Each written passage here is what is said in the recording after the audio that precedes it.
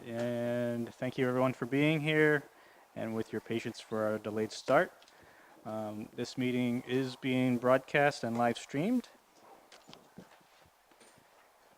All right, well, we're going to start with reviewing the budget with vocational, LRTC, middle school, and the high school.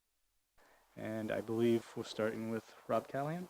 Yes, and let me just introduce this briefly, if I may. Rob is our first presenter as director of LRTC, and he'll be followed by a couple of school principals tonight. And in subsequent meetings, there'll be a principal or director that'll be making a presentation. He has a handout that has a three-hole punch in it, I believe, so that you can put it right in your budget book, right? Three-hole punch, three-hole punch. So the idea is that Rob will go through trying to give you an overview of his area of responsibility, LRTC.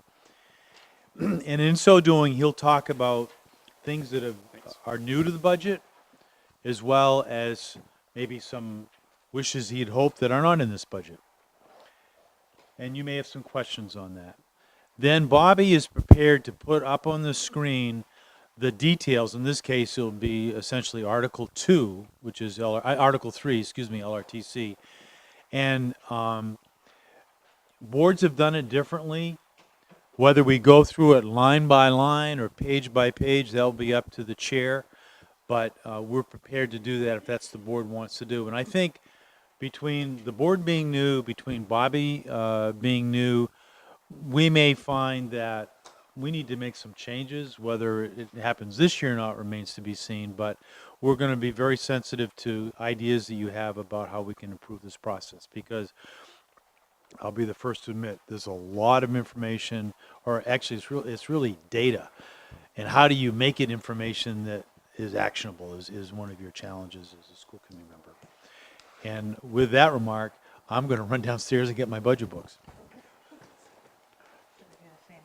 All right, Mr. Callahan, just if you could hit the button. Mr. Chair, and Bill, before you head out, so I think this information is awfully helpful, but I personally want to see this at least 2 days before our presentation, because I sat and looked through our budget books, and all it is a bunch of numbers. There's no justifications for any increases.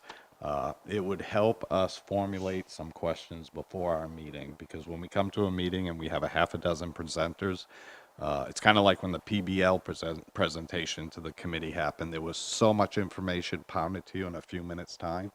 I personally didn't absorb hardly any of that PBL discussion. Where if we have this ahead of time, we'll be able to formulate some questions. So I don't know if other committee members agree with that. Maybe we could all give a thumbs up now, so that staff for Wednesday can be prepared with this. I'd like to see that. Thumbs up. See, I'm a thumbs up kind of guy now. I've been talking with the administration about this. I think they're so used to, one, it may have been like this in the past, but yes, information should be submitted much sooner and in our packet.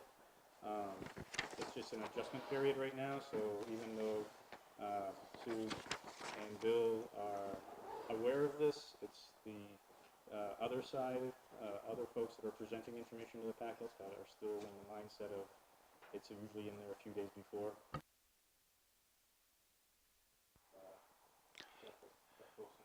Yeah, so that's good input, and what we'll do is I'll get the word out, and our goal will be to, with the agenda, to have those sheets with it. They'll obviously be electronic, and then you'll get a hard copy here at the session.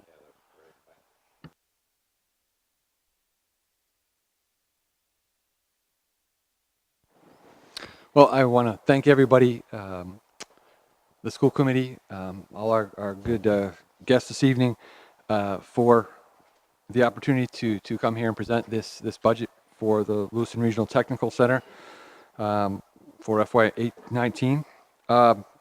Just I would characterize it in general as a what I feel is a pretty sensible budget, a pretty responsible budget.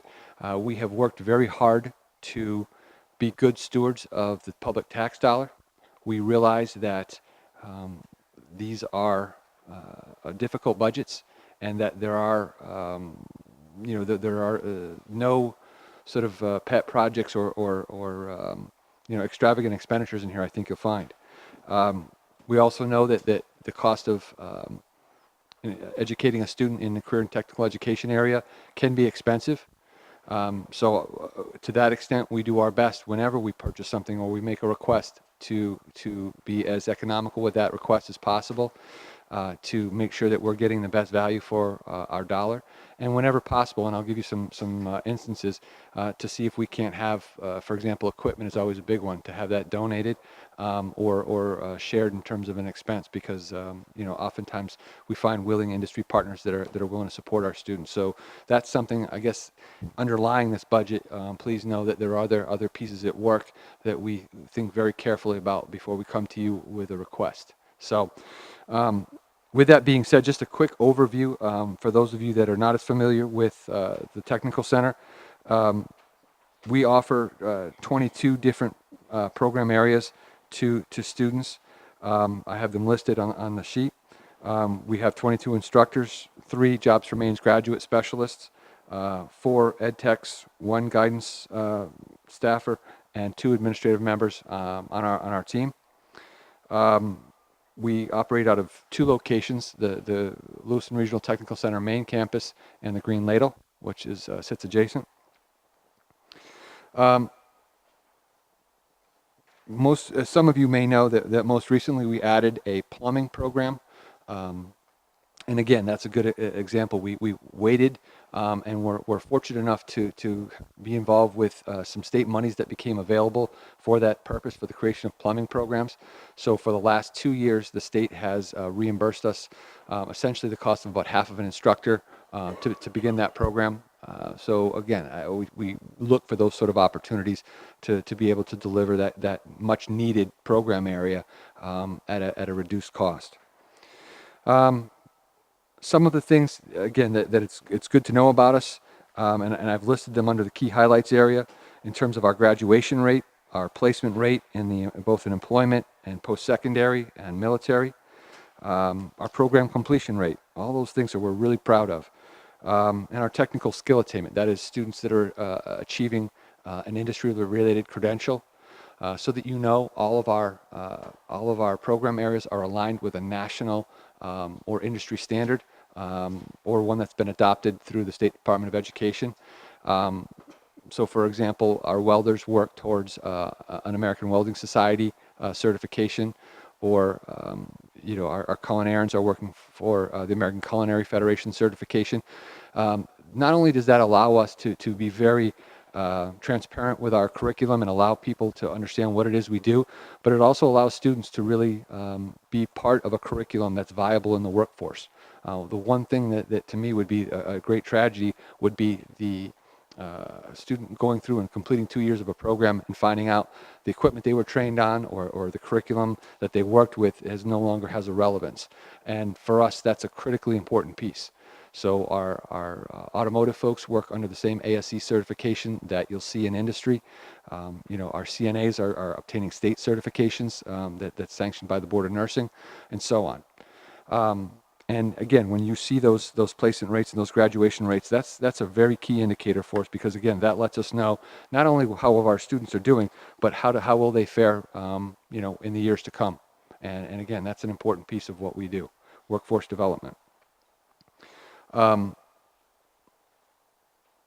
guess the other thing that we're very proud of is the fact is, as you can see, that we are the largest career and technical education center in the state of Maine, that we serve more students in the program areas, the 715 currently, than any. And we also do so at the least dollars per pupil of any center in the state of Maine. And that is something, again, we're very proud of.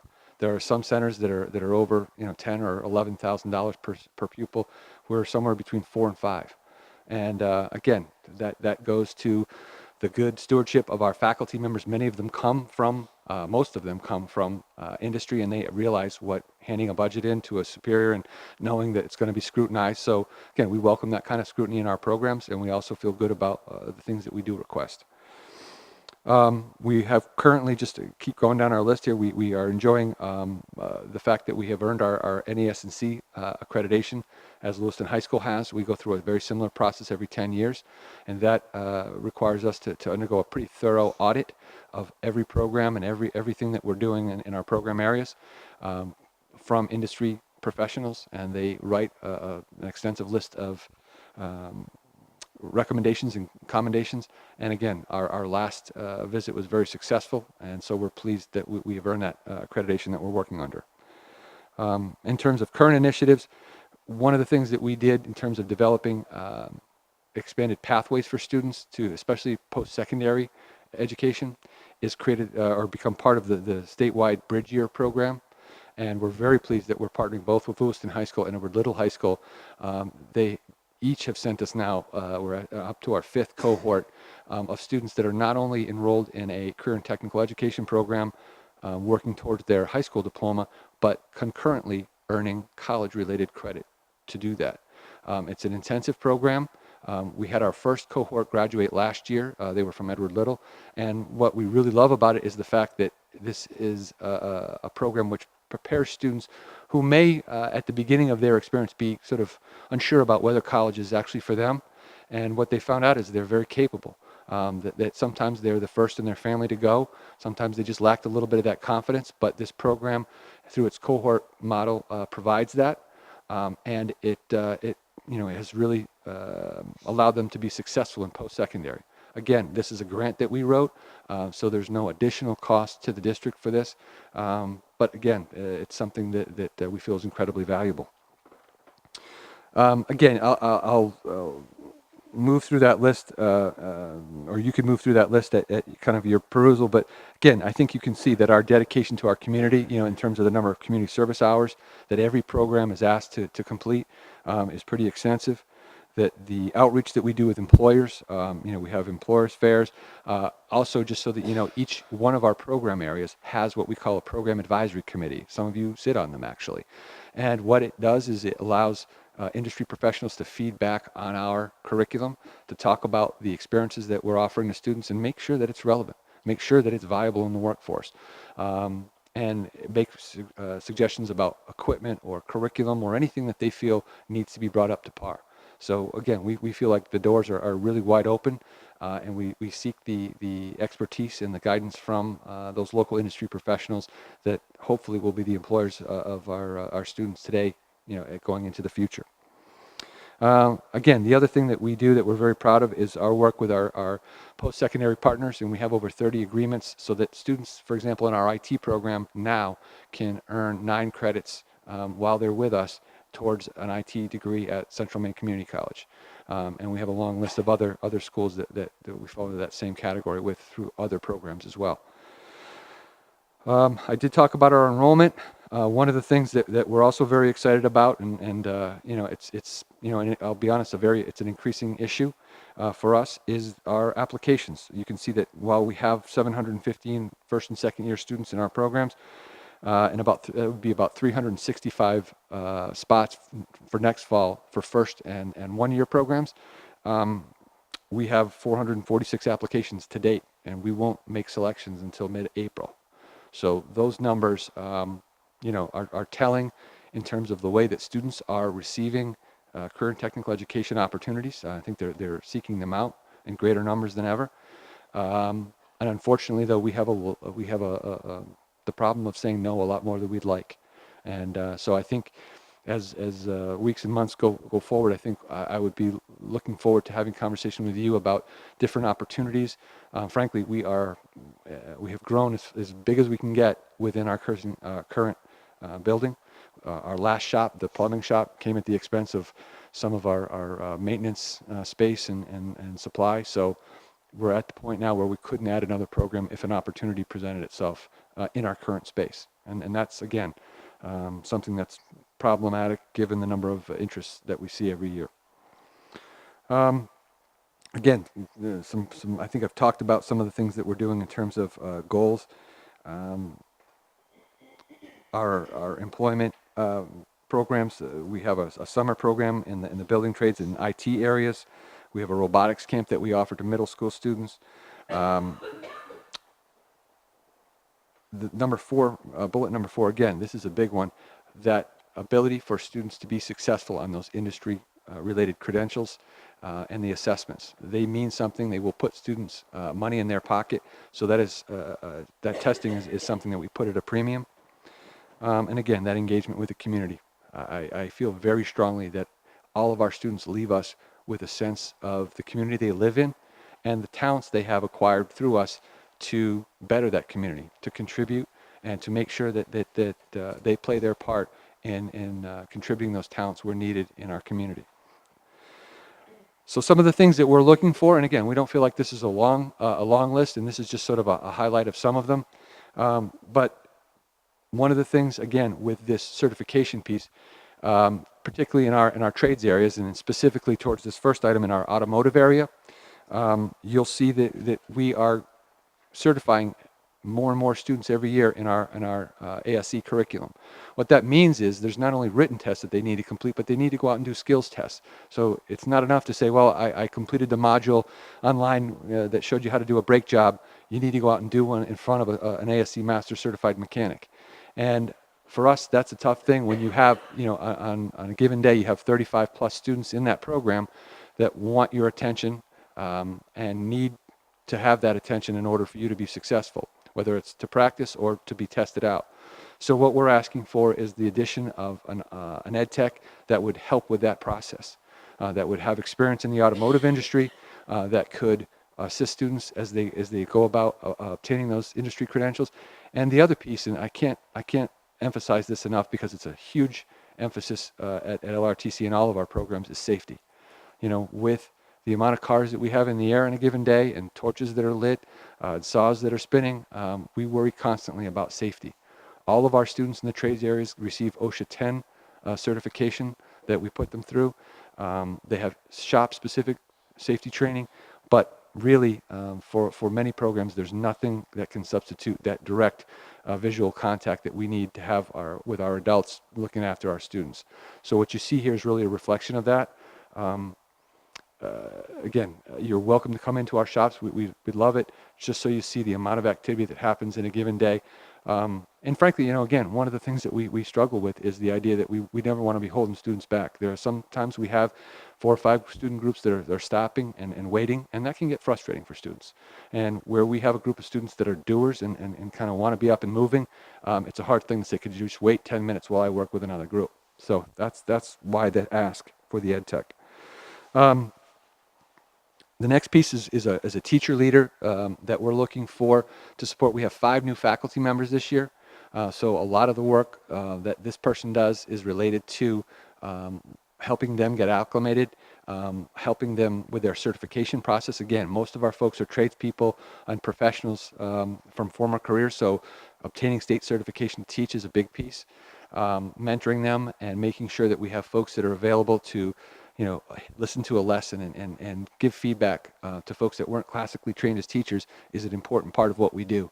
So this person would be working on those functions, helping us doing professional development, during our PLC time. And again, just making sure that we have that constant dialogue with our faculty to make sure that we're being responsive to what the needs are. Again, we started our plumbing program and we hired a guy that said, hey, we should add a heating piece. And that's a great thing. So we are going to be adding an oil burner certification for students that are interested. But one of the issues we've got to cut a hole in the roof to vent some of that when we start filing those boilers. I think our upstairs neighbors, Mr. Langland's folks, would not be happy with us if we just vented them in the building. So part of that request is simply so that we can get out through the roof in a safe way. We've worked with Louis Turcotte to design, and again, we do utilize our own students to do some of that work, but they will be installing that vent so that we can get out and fire those boilers and allow students to have that live work experience that we want them to have. In our engineering area, we have a laser printer, which has been a phenomenal ask. I think we've had it for 5 years. This school committee was good enough to bless us with that. It's something that, again, in the industry, it's part of what's happening. And the space shuttle, when you look at what they're sending up, they don't send toolkits anymore. They send a laser printer that has the ability to print a wrench, for example, that can turn a bolt. We have a a phenomenal instructor who has really challenged students to be creative in their designs, and they have done a lot of amazing work around that. Unfortunately, we had our first service call for that printer in 5 years on that piece of equipment. We've tried to do most of it ourselves, and it was almost, I think, $2,200 for the labor and parts and everything else.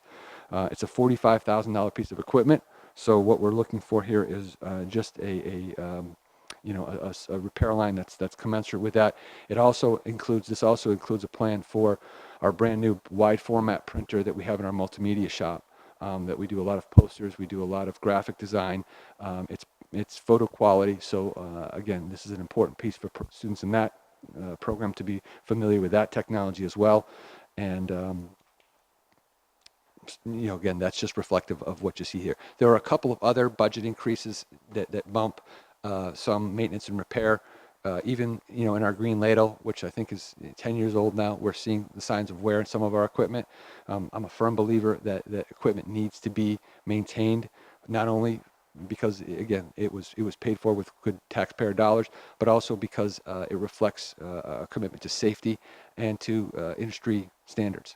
We would never expect students to accept employment in a place that didn't look after safety equipment or didn't have equipment that is viable in the workforce any longer. So those are the things that we have asked for. I would also just make a note that I have it here in our budget book. And I'm sorry, on the left column, what you see there, that 350 or 240, that relates to the org code and the object. But one of the things that is in our budget relates to, and I think you may have heard or are going to hear this from Mr. Terrio in relation to the IT department, the addition of a, excuse me.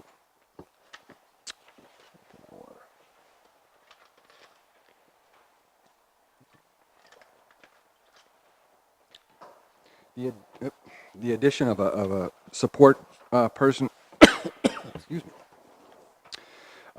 It's 223039051180, and it's labeled as a tech assistant.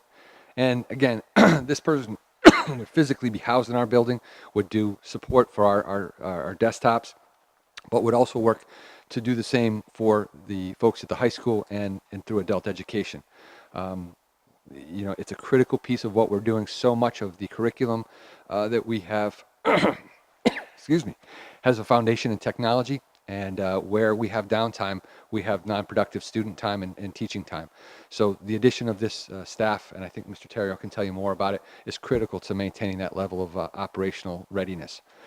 I guess the only other thing that I would say is, again, this budget represents not only a commitment to the students of Lewiston Regional Technical Center, I apologize, but we work very closely with the students in the administration at the high school and adult ed, so that this building, as we speak, there are adult ed students there welding and the nursing program, doing things that, again, will allow them to be economically viable in the workplace.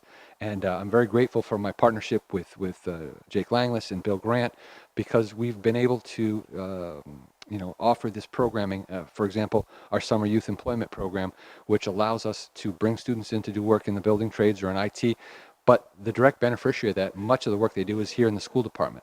So it serves many purposes, but it couldn't be done without the good partnership from those administrators and those programs. So again, a lot of what you see here is also applicable to their programs, and again, we would look forward to continue with that.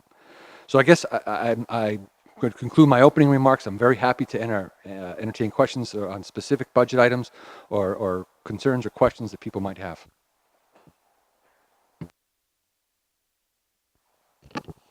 So I'm going to suggest that and the board may have questions, and Rob's would be great at answering them, but I'm going to suggest that the blue covered book, you turn now to Article 3, and likewise, you turn your green colored detail book to Article 3. And I believe Bobby is going to be able to put the Blue Book Article 3 on the screen.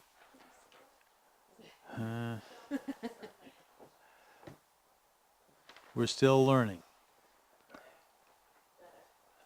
Definitely better. If you can just scroll just a little bit over to the, so we want to just highlight a couple of things to help the board understand this, and this isn't just for Rob. One account, you'll notice miscellaneous, which is that 6th line down. And Bobby, you want to offer just a brief explanation on that?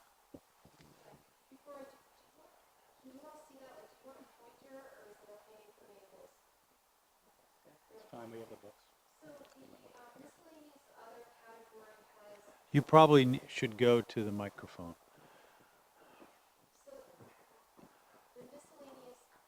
Other category has just that. It is a variety of things that in the past the school district has budgeted for things like unemployment. It's budgeted for things like teacher retirements. It's a conglomerate of different items that sit in this category. And I think as you and I talked, it's not the responsibility of the principals or directors, that line. And later on in the budget process, we'll present some details on that account. So if you could hold off on that. The other thing I'd like to mention, and maybe Bobby, you could just go down to LRTC Technology, which is just a couple lines down from where you are. And you will see out right there, you'll see that first line of LRTC Technology, salaries, support staff. You can see there's an increase of roughly, I think it's 55,000, which represents a 108% increase. That is that additional tech person that Rob mentioned. And if you go to your detail book, your other book, and on page 2 of the LRTC detail, you will see down toward the bottom, new systems administrator. So when you see new, you know that is a new position. And that was on my budget memo, and also Rob referred to it in his remarks. Likewise, and just to jump ahead, on page 9 of the blue covered book, I'm looking under the LRTC Auto Mechanic Program, and I see a $20,000 increase for salaries, educational technician. Again, that's on page 9. Rob made reference to a $30,000 additional position. That would also include all the benefits associated with that. But again, if I were to look at the detail book, the green colored book, one would see new, the additional ed tech in the automotive area. So with that, I just wanted to point that out and help this board a little bit, because that mirrors the type of thing you're going to have with some of the other schools as well. Thank you.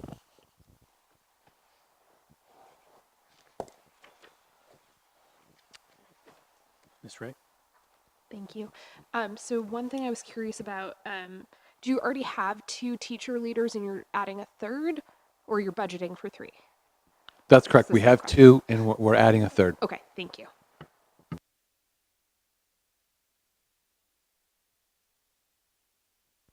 For the teacher leader, is that an additional amount that a teacher gets paid on top of their regular salary? That's correct. It's a stipend that is negotiated through the collective bargaining agreement, and then that's the stipend that a teacher leader receives. Okay, thank you.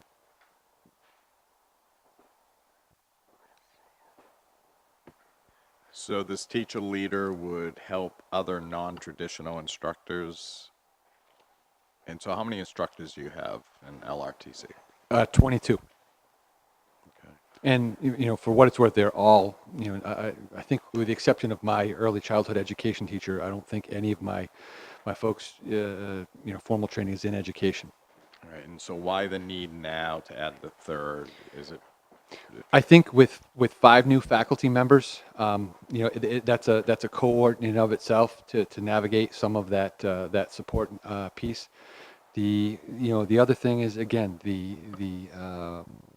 again certification, professional development, and there are also sort of new initiatives as it relates to curriculum development. Our work with proficiency base that we're trying to work in smaller cohorts to get our folks up to speed. I think we've done a good job with it. I think what we found is that sometimes that folks don't always have the access to their leader as often as they like. and just one more if I could, and it's more probably directed to Bill or Bobby, but so the Empower software, is the cost to that, does LRTC have a component there?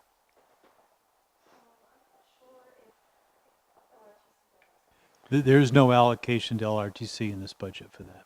So it's for the high school in general, or? The high school in general is what's in this draft budget, yes. LRTC essentially has juniors and seniors in their program. And so they would likely continue on the present model as things now stand. So is there any chance that we could get one document versus it spread out through the budget on Empower School, the total cost with the list of it's here, and the price it out? We'll make a point of giving that information, yes. Okay, thank you. Could I follow up on that? There's a note for an Empower facilitator stipend then on page 2 of the detail book under staff services. Would that not be needed given the answer we just got? So if I might, so we do have, in preparation for our work with Empower, we have had a faculty member from our business area attending the district meetings and providing us with some basic training. Although we haven't formally implemented it yet, we feel like we need to be prepared. And so when it does come, this person is sort of our point person for that professional development. Okay, so that's something that's already been happening, but it's new to this budget. I believe so, yes. Okay, thank you.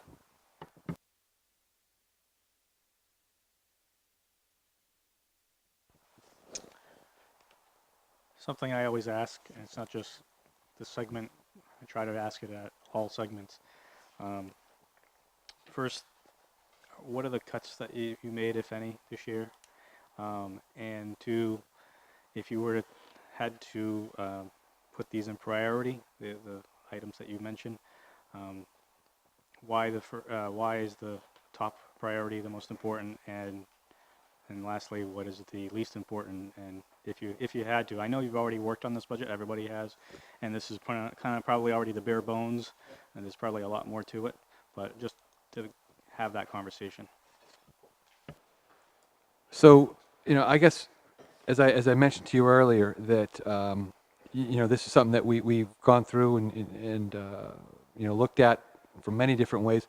One of the things that we did was moved. I'm trying to think. It was about $15,000 or $18,000 from this budget into a Perkins federal Perkins grant that we are beneficiaries of. So we've displaced some of that, and again, what that will mean is that we do that testing at the cost of renewing some of our equipment.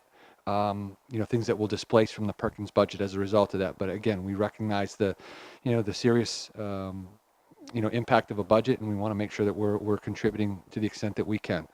In terms of our priorities, for me, safety is always the first priority of our students. So that having that ed tech and the ability to know that we have an extra set of eyes, and frankly, this is someone that I could envision moving down to the carpentry shop if we have, in the spring, our folks on a roof, on a shed in a parking lot. We need that second set of adult eyes. We would move this person as that need dictates.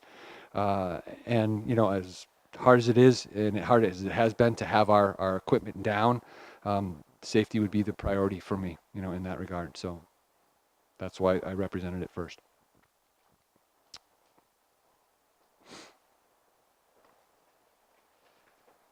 wasn't clear. Which one was the least effect? Well, the six? as I move down, I guess I would say that you know, with a priority on safety, I would sort of place at a second tier priority the having our equipment. So some of the printer service. You know, if we did not have our vent program, again, that would just make, we would not be able to offer that certification because we would not be able to fire the boilers. And again, that teacher leader component is an important and critical piece, but I'd place it high on that priority because again, our folks have a need for, you know, for professional development and the ability for our folks to especially have those peer visitations, someone coming into your classroom and offering a non-evaluative type of visit that would say, hey, great lesson today, here's a few thoughts. You know, that's what I would place. I guess it stems from my belief is the most important thing we do after safety is teaching and learning. So anything that impacts that most directly is high on my priority list. And I think that those teacher leaders are a direct and very valuable source of teacher quality. And so that's why it's reflected the way it is.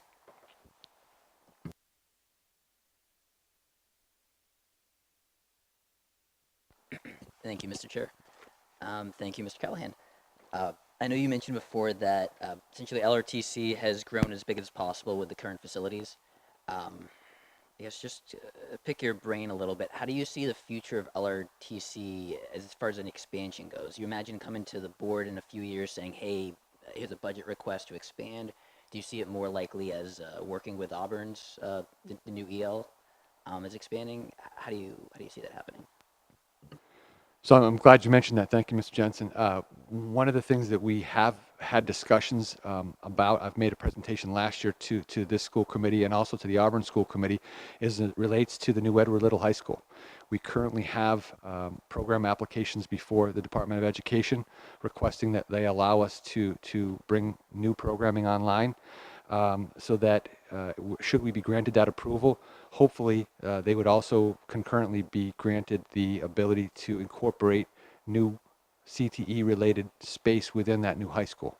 And I suspect that what I would be coming to you before you to request is that we undertake a cooperative agreement with not only Auburn but with the other four partners that we have. You know, I guess as a way of backing up for a second, at LRTC we serve 6 area high schools, not only Edward Little and Lewiston, but Lisbon High School, Levitt Area High School, Poland Regional High School, and Oak Hill.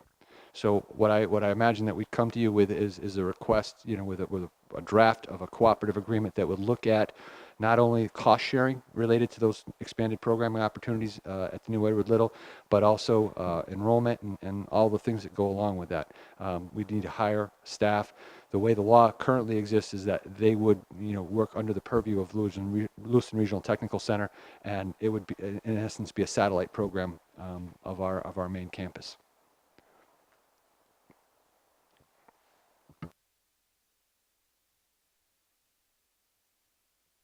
Thank you, Mr. Chair. Piggybacking on that, are there any programs that you feel the enrollment is really low that maybe you wouldn't need to run in the future that could make space for other programs? So let me back up for 1 second. Say that's something that we monitor very closely as the state. On October 1st of every fall, we have to submit our enrollment counts to them, and if they have any concerns, they will let us know. Boy, there's a watch on this program. But as of this moment, all the programs that we offer are at or above whatever the state requirements are. So we feel as though, again, you can see that's borne out in our applications. We will say no to students. I expect April 15th we're doing, or thereabouts, we're doing our new student enrollment. I suspect every one of those 375 program seats that I mentioned will be taken up. We do, quite honestly, lose some students in the second year through graduation, you know, inability to fit it in our schedule. So we'll see a little bit of melt, as I call it, in the second year, or students that decide, you know what, I don't want to be a welder, I think I want to be a carpenter. So we'll get a little bit of movement that way. But we're blessed with the problem of you know, pretty close to pretty full enrollment at the moment.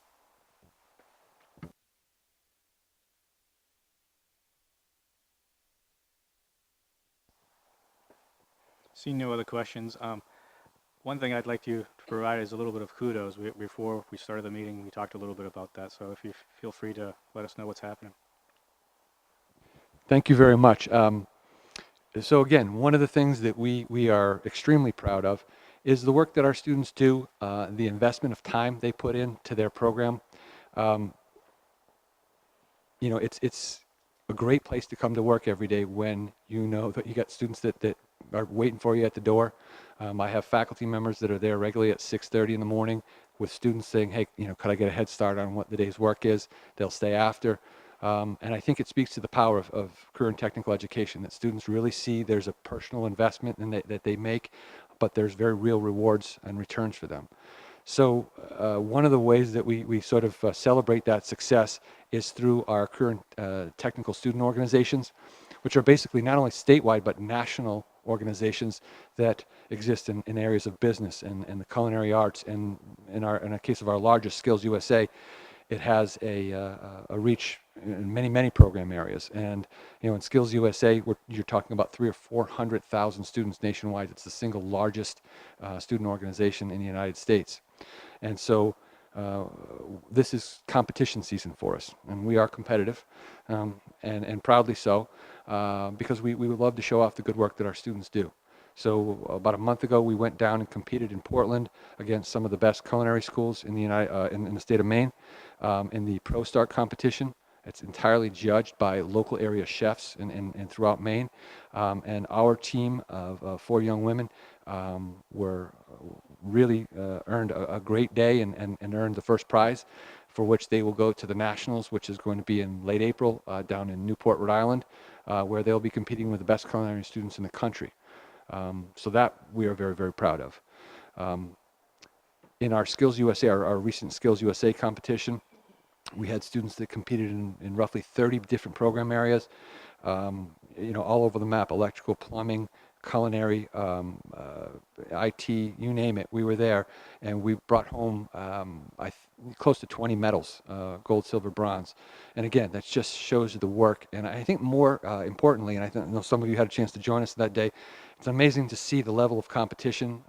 We had you know, a gold in robotics in a competition where, you know, we're talking now with the Lewiston Police Department about using that robot chassis to work with some of their hostage rescue situations. They saw what we did and said, is there some way you could build a robot like that for us? So our students are excited about solving real world problems. In 2 weeks, we're headed to Portland to compete in the Future Business Leaders of America. And I know we have students that are very well prepared. Their business plans, their casework is razor sharp at the moment, and they're looking forward to going down there and seeing how they do against, you know, again, the best business students in the state of Maine. The other added benefit of this, many of our students leave not only with a great feeling about themselves, but also with employment, with scholarships. Folks do pay attention, and it's one of the great things about the state of Maine is that there is that real interest in what the educational system does for us and what it can do for them. So again, we're very proud to talk about those kind of accomplishments. I'd also like to point out to the board how this ties into the schedule in tab E. And that tab E starts out with revenue, and then it shows the major expenses by article. Articles 1, 2, and 3. This is in the blue book. And you'll see Article 3 up 4.5% from this year, with a total budget of $3,255,675. That amount is the exact same amount that you'll see at the end of tab 3. So this 2 or 3 page exhibit in tab E is kind of I like it as a kind of a good starting point. You see what the level of increase is, and just to kind of get you thinking about where does this stand relative to the overall. So I don't know whether the chair wants to go through page by page in Article 3, but I wanted to at least mention that we didn't really do that last year to speak of, but in past years we have taken it page by page.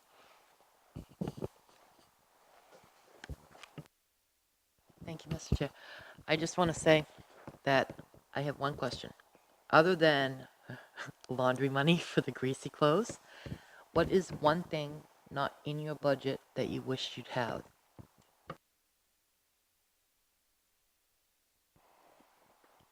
It's a great question.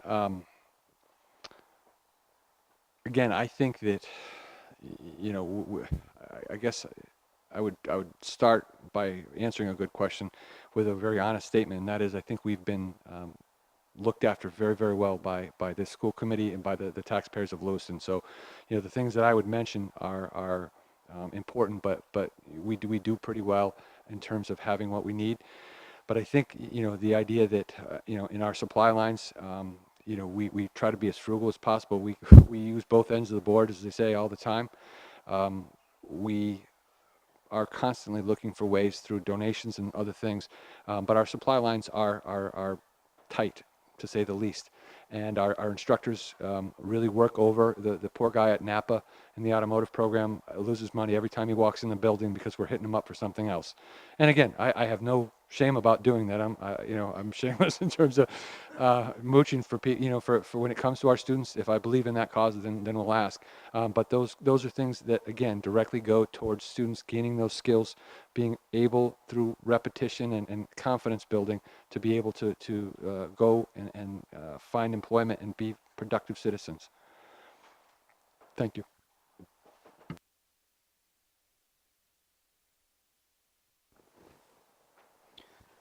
I'm just going to pose the question to the board about what Mr. Webster just posed. If does anybody want to go line by line, or are we comfortable with what we see for now?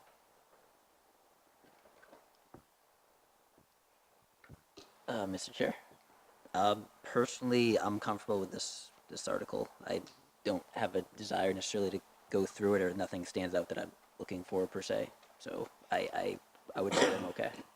Okay. Anybody have any concerns? So if we, maybe just a little info on the revenue or the funds that come in from other schools, do they come to us? The we get a state subsidy, and unlike some regions, we do not bill schools. The state does that calculation for us, and so Rob gets that subsidy to cover all the students in that program. It's in the 8279. There is a line right in there. If you want, I can show that to you. Yeah, please. So if you would turn to, I think it's tab B in the blue. And tab B is the 8279. And if you go to page 6, page 5 of the 8279, in the middle there, you'll see Career and Technical Education Center allocation, $3,186,960. If you compare that to Rob's expenses, his expenses are of that same magnitude, and you can see $3,255,675. And there's a very modest difference, and something that we don't spend a lot of time talking about from a budget standpoint. But if you look at Rob's sheet, you'll also see the number of classes that his staff give to students at Lewiston High School that count as some of the programming for there, and we deem it a very good investment all the way around.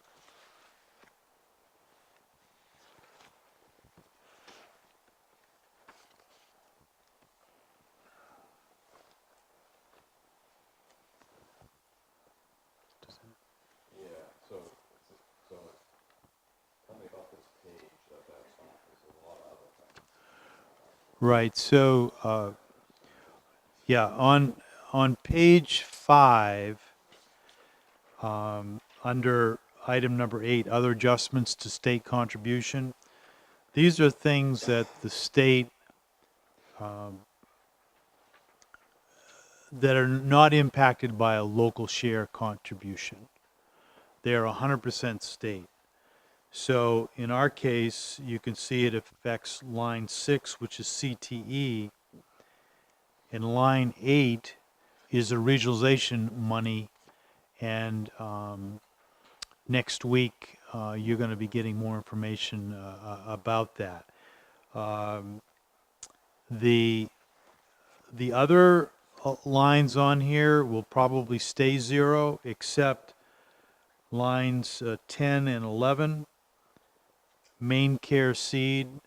Ultimately, when the state determines the liability that we owe for services provided through DHHS, there'll be a deduction on that. But that's something that we budget for, and in the past we were directly billed for, but now they're deducting it from subsidy.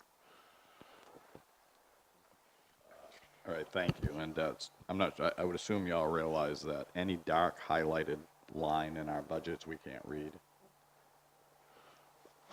You just can't see. Oh, I did not know that. Yeah. So that's on the ED 279? So,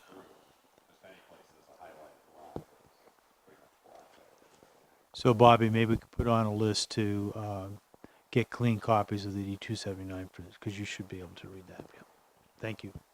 Mr. Chair, we have copies of that digitally as well from when Bobby presented it. If you want to look at it in the meantime, it's in our Google Drive.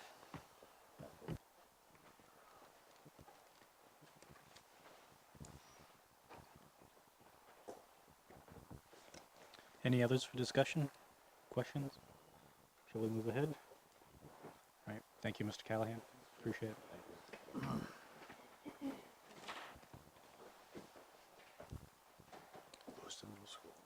All right, we'll move ahead with, who will be presenting on this? Jana Mates will, principal of middle school, Jana Mates will present on the budget for the Lewiston Middle School. I believe this is what, tab, is this under tab 1? So the middle school is in multiple articles. I assume that the bulk of the regular instruction would be in tab number 1. But Jana will first give her overall presentation, and then we'll get into the articles.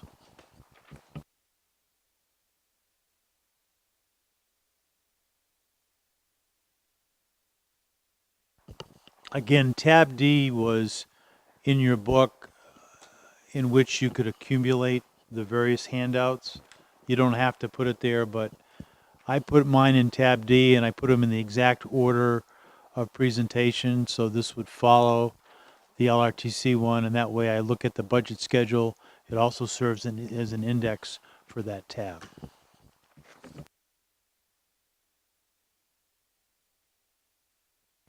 Last week we had extra books up here for people in the audience. Do we still have any extra ones around?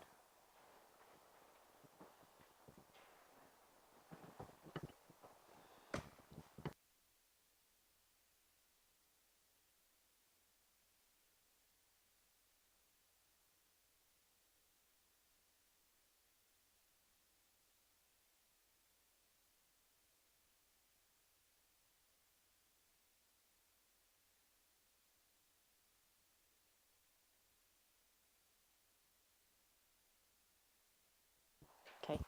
Good evening. The first sheet is just some of the demographics and numbers represented at the middle school.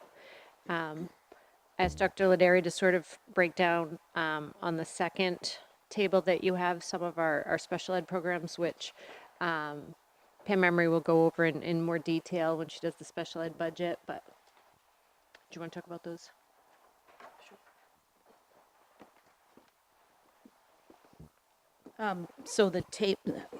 Good evening, everybody. So the table that Jan is referring to in the middle of the page there, under the category of special ed identified, it breaks it down by first our 3 self-contained classrooms that we have at the middle school. And then the resource level students are, as described, students who are on our teams in the middle school, 3 7th and 3 8th grade teams. and they have IEPs with varying degrees of needs for either special education classes, or they're also, some of those students may be part-time in general ed classes like social studies and science. And you can just see the breakdown there of the numbers if you have any questions about that. Also included in that number where it says resource room are students who might have what we call consultative levels of IEPs. So they have identified special ed needs, but for the most part, their services are, they're able to be delivered in the least restrictive setting throughout their day. And then you can look over from the number of students in the left column to what's projected for next year, and you can see the increases that we're expecting. So we get all of the sixth grade students coming up from all of the elementary schools that have IEPs. And part of my job as the supervisor is I go out to those elementary schools and meet with the teams and the parents in what we call transition meetings, so that we know well in advance what the needs of the students are coming up, and also working very closely with Mrs. Emery, of course. And so she and I'll be back on Wednesday to be with Mrs. Emery to talk even in more detail if you have any further questions specific to our special ed population. I just wanted to point that out because when you look above at the number of teachers that we have, we broke it down by general ed, special ed, and ELL. Again, the RISE programs, day treatment and functional life skills, those are more self-contained programs, so they have their own staff members right in there. As you can see, our enrollment is projected to grow even more than it has. I don't even know what the enrollment was last year at the middle school. I think we were up 40 this year and projected to be up to close to another 40. So about 80 students in 2 years. So we're pretty close to capacity in the building as well as far as rooms and space. Currently at 772 students, 209 of those students, 27% are ELL, 123, 16% of our students are special ed, and 571 or 74% are SES, meaning socioeconomic status. They qualify for free or reduced lunch. If you turn it over, on the other side, a couple key highlights that we're looking for next year, and I asked Pam and Eric to be with us to share on that. So we get to cover kind of the fun things that we have planned for next year. And the first one is around the looping piece for our entire school, which was kind of a vision of several principals ago. When Mr. Shabbat was the principal of the school, we had talked about increasing the number of teams that loop in our school. And so we're going to bite the bullet and we're going to go next year and be a looping school, which is really exciting stuff because there's lots of positive things about that. It's around relationship building. It's around we decrease the loss of instructional time, that second looping year with kids. Roughly, the staff says that are looping currently, there's about a month that they gain back that second year, that they don't have to spend that time grouping kids, learning about kids, because they can pick right up and go that second year around. So there's that piece. There's the relationship building between students. They become a family. More so than on our teams. We have teams for that purpose. And then it's just another level of that social emotional piece that has our kids ready. They know their teachers, they know each other. And the teachers have a better sense around the academic strengths of their students, the academic weaknesses of their students, where the struggles are, on the social emotional level and on that academic level. We have one of our looping teachers right here, and the teachers, even the ones who were like, oh, I'm not really sure I want to do that, who have tried it, have said they wish they had been looping from the get-go. So we're really excited to start that out next year and be a looping school.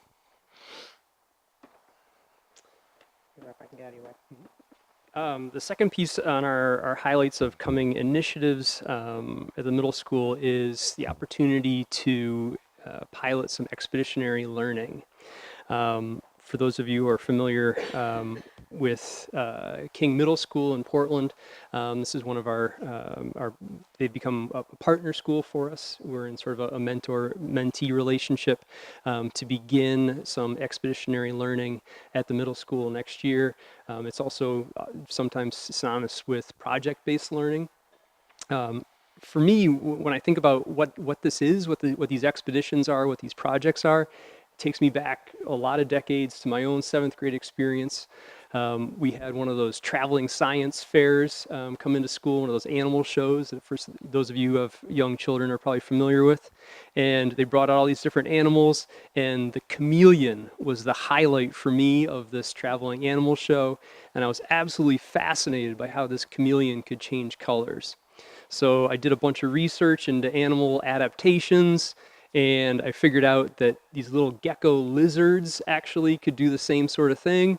So I had to figure out a budget of how I could actually purchase one of these little gecko lizards for myself. And then I put this little gecko through all these different trials to try and get it to change color. You know, I warmed it up, I cooled it down, I put it on some red felt, all this stuff with this little gecko.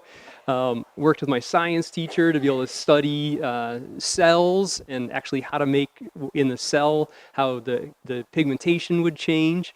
And then at the end of this, we had a big science fair at my school, and I went and presented, and I had my booth, and probably 50 or 100 people came through and asked me questions about my experiments and what I had done. And so this is a very simplistic version of what we're talking about with an expedition or project-based learning.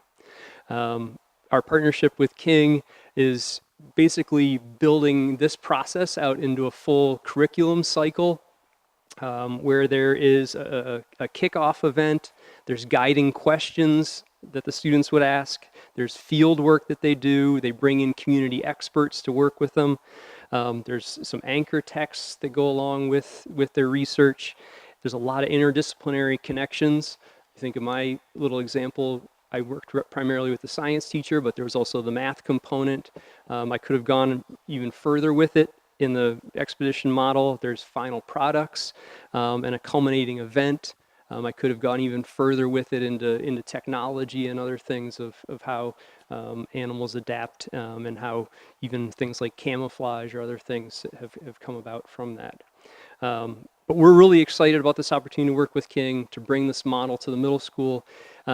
And we see it as really an opportunity to connect with a lot of the work that's happening right now with PBL, both getting students excited about what we're doing and getting that entry point, but also for those students that are meeting, being able to stretch their thinking and their learning into that exceeds realm with these different pieces of the expedition. So if I may, just because I'm not sure the board knows everyone that's presented. So Eric Anderson, assistant principal, Pam Butler, assistant principal, and Lee Lattieri, special ed supervisor. One of the other key highlights that we put on here is that currently at the middle school during the schedule, we have what is called academic seminar. This year, Mondays and Fridays, we've dedicated that academic seminar to more social, emotional, and connections building, really working on building relationships with kiddos. We've gotten a lot of good feedback for that. So we're going to be separating that next year and having a small advisory block every single morning for a chance to really just check in with kids, see how they're doing, kind of feel out where they're coming from, especially for some of our most fragile students that are coming from tough home experiences. And then building the academic seminar at the end of the day as an opportunity for them to get any reteaching that they need done, any standards recovery. So we built that into the master schedule. Our budget, fairly simple. We are moving our tech integrator and our math teacher from Title I budget into the regular budget. Those positions have been in existence for a couple years, but in the Title I budget, so we're just moving them over into the regular budget. Asking for a little bit more professional development money, even though King Middle is providing professional development in kind. In order to get some of our staff here this summer to do some of the training, we would have to pay them the hourly stipend. and then some additional money for contracted services to continue our work on restorative practices and again, the expeditionary project-based learning in sort of like a consult model to just make sure we're able to check in as we go to keep the momentum going there.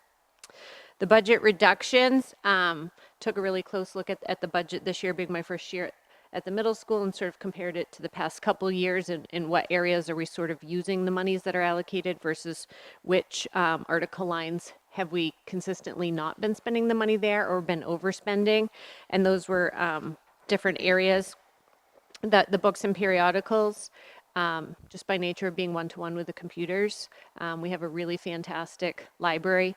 Been working really hard to get our guided reading library up to where it needs to be in the classroom libraries, but as far as the amount of money that we've been allocated to the actual textbooks, we were able to save some money there. And I did that just to sort of offset other areas.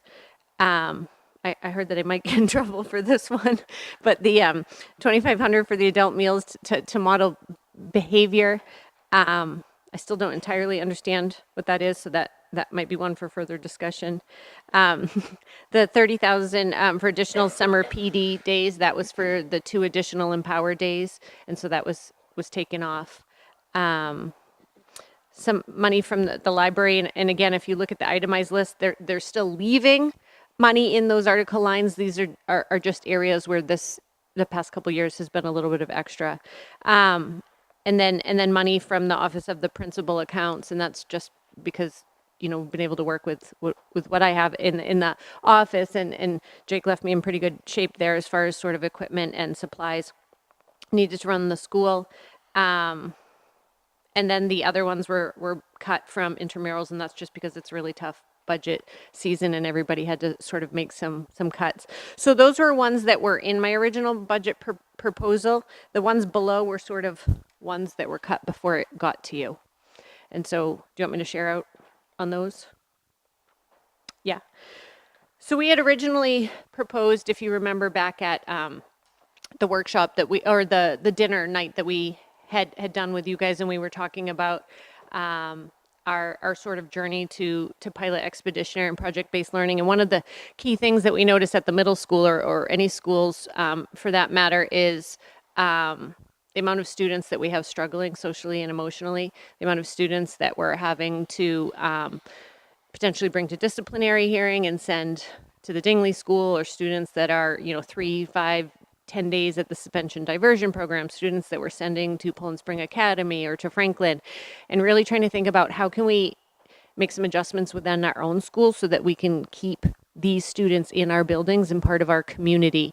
And there's a lot of research that goes behind community-based organizations and sort of taking those organizations that students thrive at, Tree Street, Boys and Girls Club, the Y, and bringing some of those staff members, whether they're 22, 23-year-old recent graduates that the kids identify with, or coaches that they have, or counselors in the summer, and bringing them into the school and really supporting their social emotional needs there, so they're not necessarily an ed tech or under the same Lewiston Public Schools contract, so they don't have the same responsibilities of the teaching and the lesson planning. Instead, they can really just build relationships with students.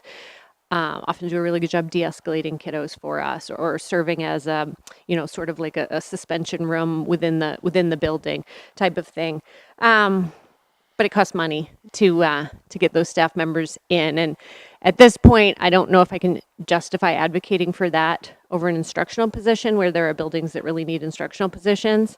It's also something that we're working to write some grants for. And so that was sort of my trade-off to try and find some grants. It's a pretty hot topic right now, and there could be some potential areas, but if we have some extra money, that's something. And I know it's one of the goals for the school budget, goal number 7, to pilot this. I know it's something they're looking at the new high school, and so it'd be nice to be able to try it for a year or two at the middle school and see how it goes, especially if that would give us some information to potentially use to vet against the direction the new high school is going to go. All of the schools, in an effort to just get the budget to where we needed to be, had to cut money in instructional supplies. That's a tough one, especially moving towards the expeditionary learning. We need supplies to do some of those projects and those expeditions. Again, we'll do what we have to do, but I think as much as we can have those things so kids can be as hands-on with their learning as possible. We also cut some of the co-curricular stipends. For a lot of our kiddos, these after-school clubs and activities are sort of the one of the things that get them to school, and to get them at least socializing with their peers and interacting. And so to be able to re-implement or reinstitute those into the budget would be great. And this one I'm not completely clear on, but the fitness room at the high school, I think, was originally, the equipment was grant funded, with the idea being that the middle school sustained the equipment in there or took over eventually. Anyway, long story short, it's in need of some new equipment. We're growing by next year we'll have 80 new students. The equipment is getting old and running down. And so the PE teachers have asked for some new equipment. So I put that in there. Again, when you're sort of weighing out instructional supplies for some of our expeditions versus exercise bikes, it's kind of like you have to pick and choose. But I think it's important to honor, our unified arts programs as well. So.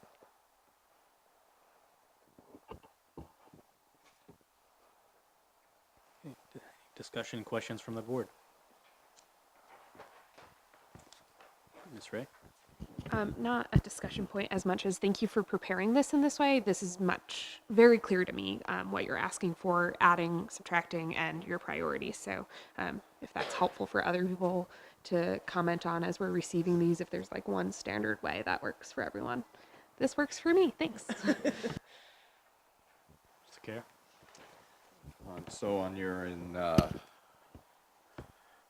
instructional supplies,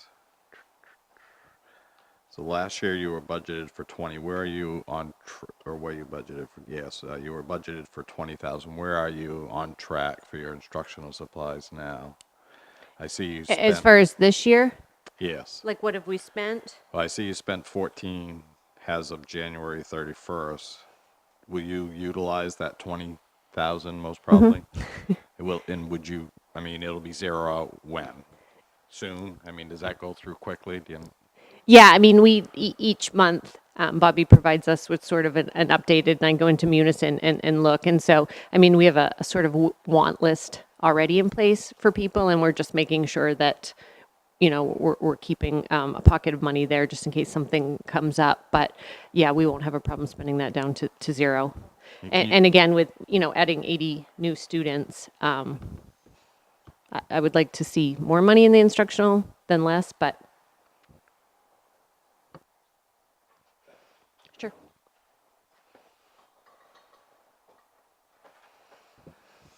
So let me play the devil. If you want more money in your instructional supplies, Yeah. what are you willing to give up? Look at all the stuff I already gave up. Quid pro quo. If you want us to add money back, we need to take it from somewhere to balance everything else. So what would you be willing to give up? Where would you suggest making more? I'll give more from the office of the principal. I'm being new there this year. I'm still. I don't want to go down to zero in those areas, but like I think as an office staff, we're pretty set that like we don't have to have it posh in there. But I also don't want it to be a situation where something like the two-way walkie-talkies come up and that actually falls in my budget versus something else. So I feel like there are still some things I'm not entirely sure on, and so I brought it down as much as I felt comfortable. But I definitely think those areas.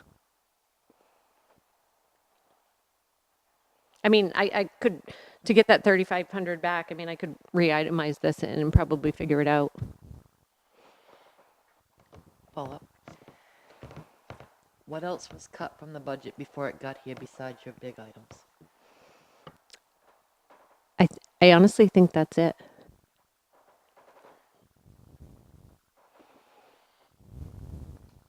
I'm glad you mentioned the walkie-talkies. Last budget presentation we had, there was questions about communication and the walkie-talkies weren't working in certain parts of the building. Has all of that been taken care of? So they ordered a new set, and the new set has been working a lot better. In here, and I'm just getting there as well. We reduced the Office of the Principal equipment, but left it still at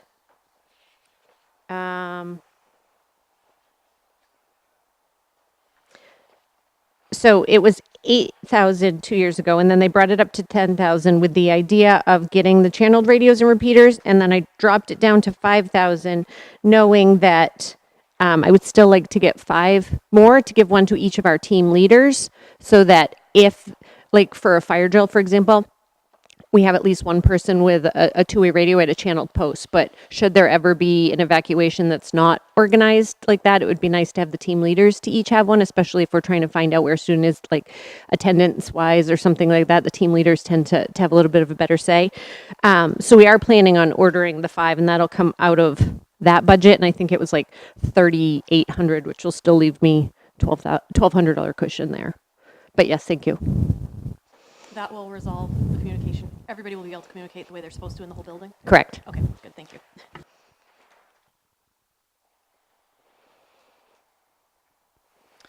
I'm just curious, Mr. Fuller's in the room, if he knew of any equipment he might have, bikes or whatever you mentioned.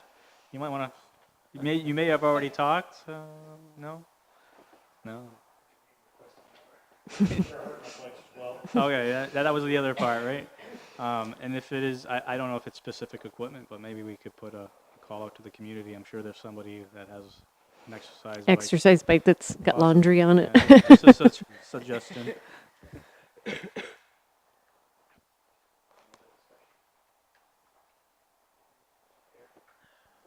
So Bill, is there an actual one? I didn't bring my green book. I only brought my blue book. What the budget that was presented to you, and then what's the difference? What the recommended amount? Is that in the blue book? Just for her. Yes, budget if you look at the blue book, you see a requested column, So and we're, you also see a recommended column. so that's right in the tab. It's, that we've been yeah, looking at. so, for example, I'm on tab 1, page 12, which has on it the last lines in total of Lewiston Middle School regular instruction. And I can see that the total of this year's budget is $3,215,000. The initial request is $3,871,000, and the revised request was $3,512,000. And that's her total budget. That's Everything. in regular instruction, Article 1. There, she also has expenses in a couple other articles, which we'll get to. The other thing I might mention, because it's helpful to me to think of it this way, if you look at that budget increase to $296,000, 9%, Yeah. among her requests are 2 positions moving from Title I to the regular budget. And then you also see that increase in miscellaneous of 90,000, which we're going to up-to-date the board on later. So when I add that all together, I've accounted for approximately $200,000 plus of that 296,000 increase. And if I took those out, my increase is now around 3%. And that is the inflation assumption that we used in this budget. So just to kind of fall back on Tina's comments, I mean, truly some significant cuts from your original budget has been made, and I apologize for not seeing that directly, but so you've done well with that budget, considering that budget's mostly personnel costs, if you really look at the big picture. Allowing us to put the tech integrator and the math teacher into the regular budget for the Title I will allow us to use our Title I funds for some of the interventions, and like our Ice Week and Mud Week and Summer School and those standards recovery type things that we've been trying to piecemeal together for this year. And so that's sort of the idea there to really enhance the literacy and the math at the middle school and close some of those gaps. So I appreciate this if it is able to go through.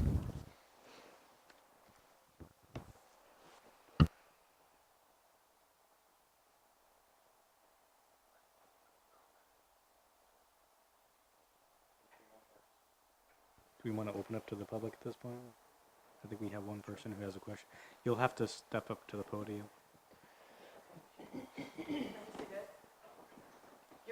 I suppose. Look at that. No, it's We have you trained. well, don't go anywhere, Jenna. Okay. Which is why I was like, that's silly. I guess my question is, if you remove the personnel costs, which are moved from Title I into this, which is great to free up Title I money, and you see what's left is really essentially a 3%, which was the budget inflation, and yet you're serving 80 more students. Can you tell me the percent of student body versus the percent of budget increase that this is reflecting?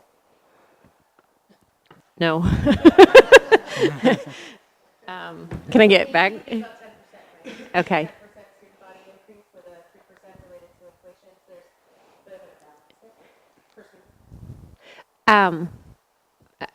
Again, I mean, are there more things that we want and need? Absolutely. I think I'm trying to be mindful as the district as a whole. I also think with the shift to sort of the more project-based hands-on, like the first year is, going to be a pilot year for us, but we're really looking at changing our teaching philosophy and the approach with students. We're going to need some supplies, but we're not going to need a whole lot of tangible things. And Lewiston is a district that has so many resources, and the middle school's downtown. So many of those resources we can take advantage of by walking to or asking different people in the community to come to the school and work with us. And so, as with anything, while you're sort of vetting it out or in a pilot year, we're going to try and make it as low cost and no cost. If it goes well next year, budget proposal might look a little different.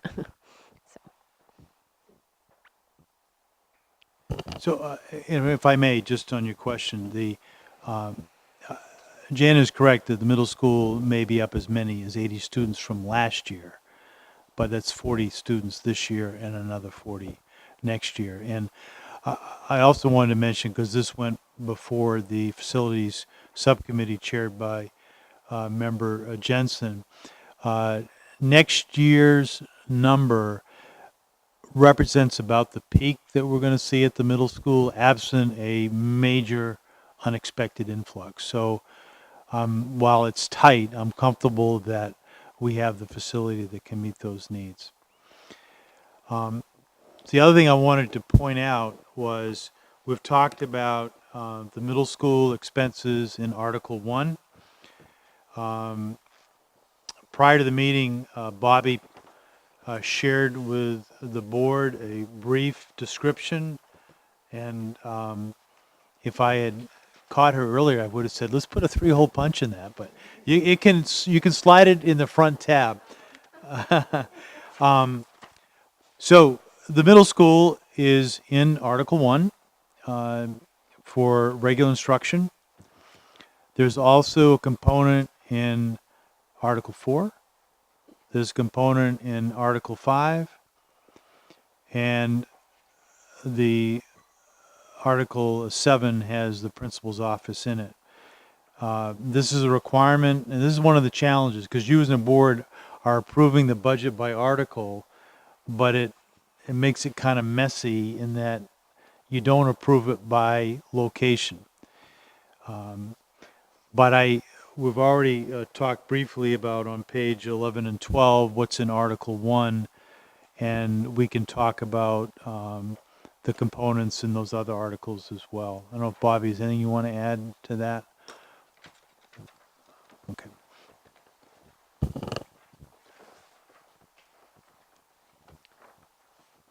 What's the feel on the board? Do you want to go through each article? Or any questions on any one of those? Just care. Well, I think we need to come up with a new way of budgeting and presentation, because this breaking one budget up amongst 3 different articles that just doesn't make sense to me. There's no way, and I've dealt with budgets for nearly 20 years, and I'm looking in this budget and truly I'm lost. I mean, I was lost as soon as I opened it, and I have been since I've been reviewing it. So if I struggle, and I'm not going to speak for anyone else who may or may not be struggling, but you got to know the general public. There's no way they could go through a school department budget and have any understanding. So I know the discussion's coming up down the road. In fact, I hope it's on an agenda item, so that, because I think Bobby's trying to make some changes But it would be nice if it was you know, as soon as we pass this budget, have a agenda item where we all have input in developing a budget style for this district that is a bit more accessible to not only us, but staff and the citizens.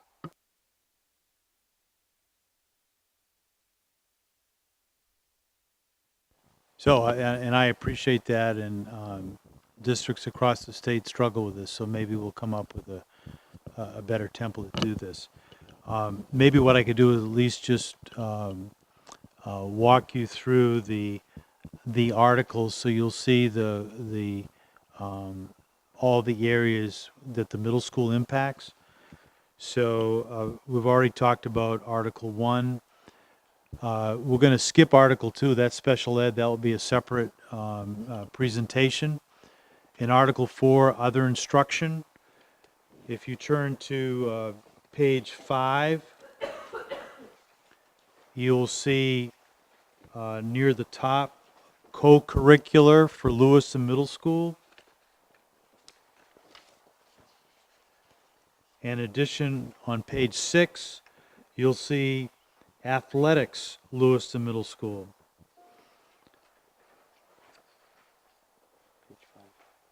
So this is on Article 4. Again, I'm in the blue book.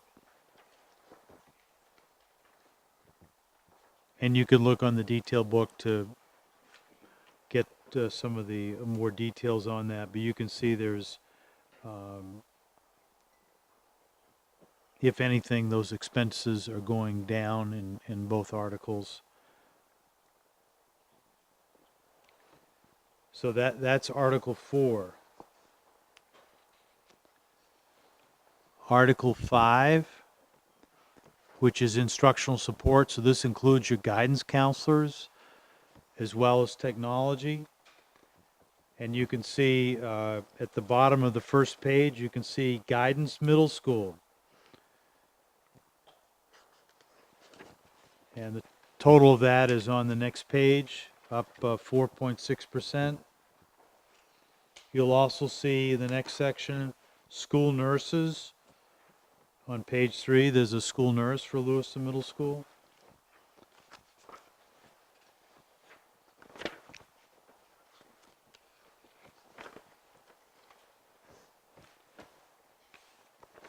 Staff training for the middle school is on page 6. You can see that $30,000 reduction that Jana mentioned. That's followed by library services. And you can see the Lewiston Middle School Library on page 8.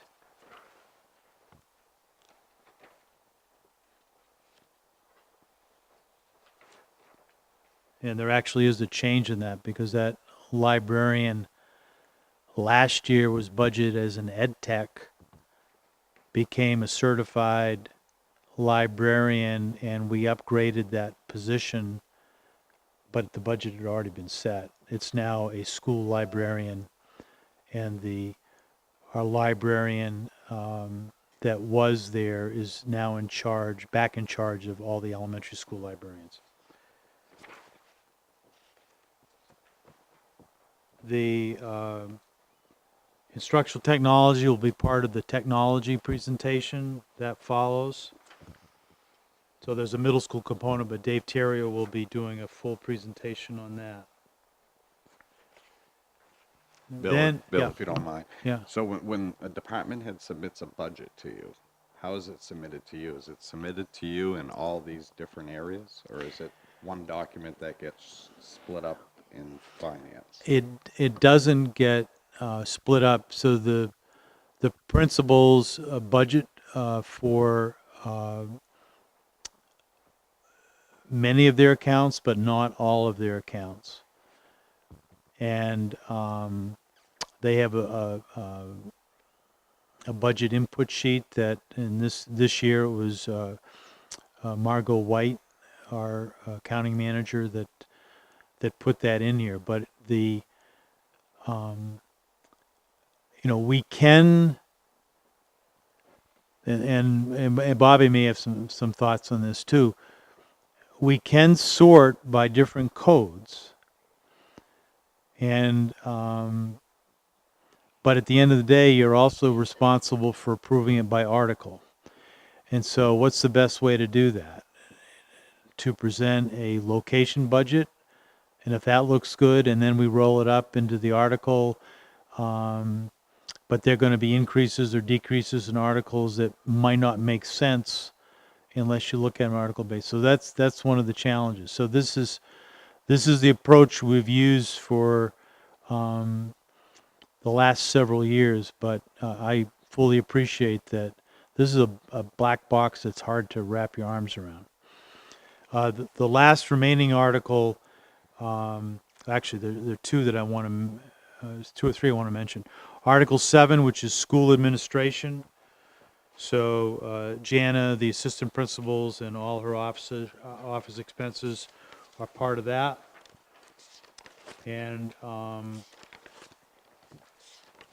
you can see that begins at the bottom of page 5 and is totaled on page 6. And the only other two things I want to mention, Article 9, which will be a separate presentation of facilities, but if there are facilities expenses on the middle school, they're in there. And also, just because it's a requirement of law, all other functions, the LPS crossing guards are in Article 11, and I believe there's one additional guard for that Five Corners area that is so problematic for the middle school. I think that, I guess I'd leave it to Bobby, and Bobby may not be in a position that she feels she can comment yet or not. I don't know whether we could do a printout by location that would include all the expenses that are in each and every article. Okay.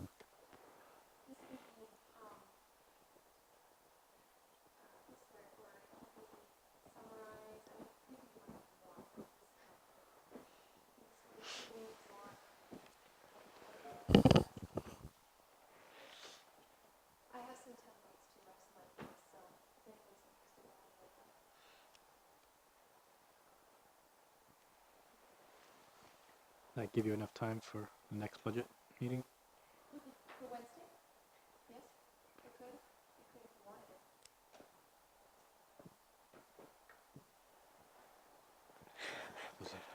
wanted it. What I don't want to do is overwhelm staff or department heads. I think it's, we just need to start calling this out because the way it's been done has just been challenging, even as a city councilor.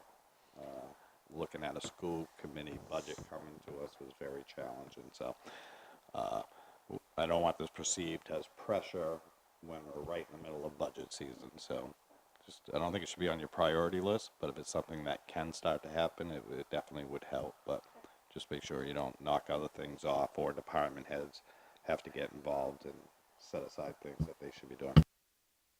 And I think, I'm trying to think, the Wednesday schedule, is that ELL, which is essentially the elementary schools.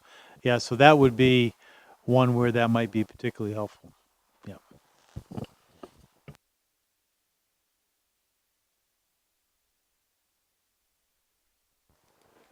Any other discussion, questions, Ms. Ray? Get what is being said about the location versus articles versus however we might represent this, but I think it's important to have that location context still personally, because Longley is not the same as Geiger, is not the same as etc. So I think as we're looking at this, maybe not throw everything away right away, but thinking about improvements rather than tossing it all out might be helpful too for context.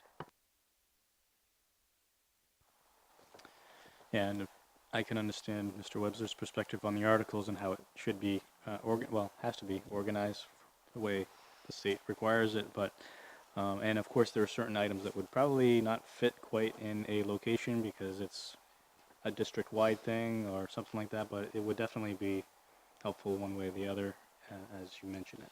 So, yeah. Any other concerns or anything at all before we move on, Ms. Hutchinson? I'm just gonna say this. I have a real big problem with cutting instructional supplies from our classrooms. Those are a direct impact on our students, and I'd like to see some look taken at where else we may be able to come up with that money. $3,500 is not a lot. There's got to be some place we can come up with it. Thank you.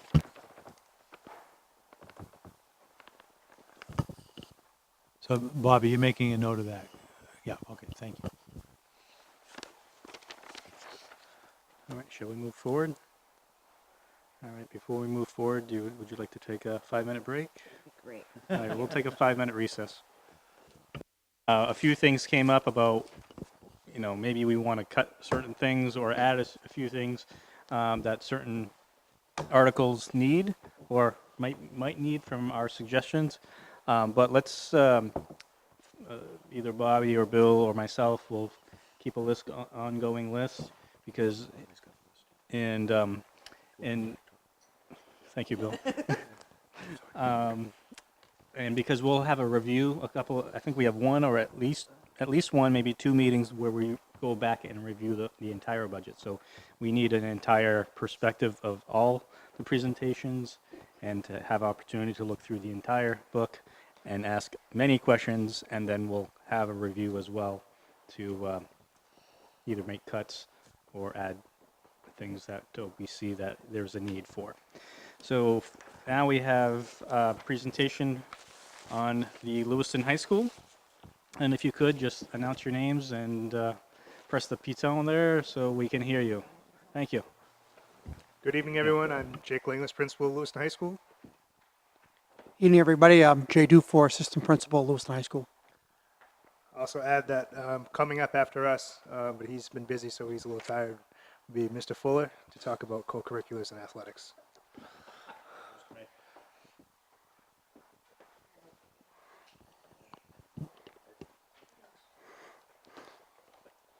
So I put together a pretty complete look for you folks on the high school budget. I like to be pretty thorough, but I'll go through it relatively quickly. So just starting on the first page, the profile, if you have your pens out, we have a student total there in the second line of 1403. Just want you folks to change that to 1394 to reflect the most accurate numbers. If you look at the chart below, that will include grades 9 through 12, Star Academy, Lewiston Academy, and our 3 Dingley School students. So that was as of this morning.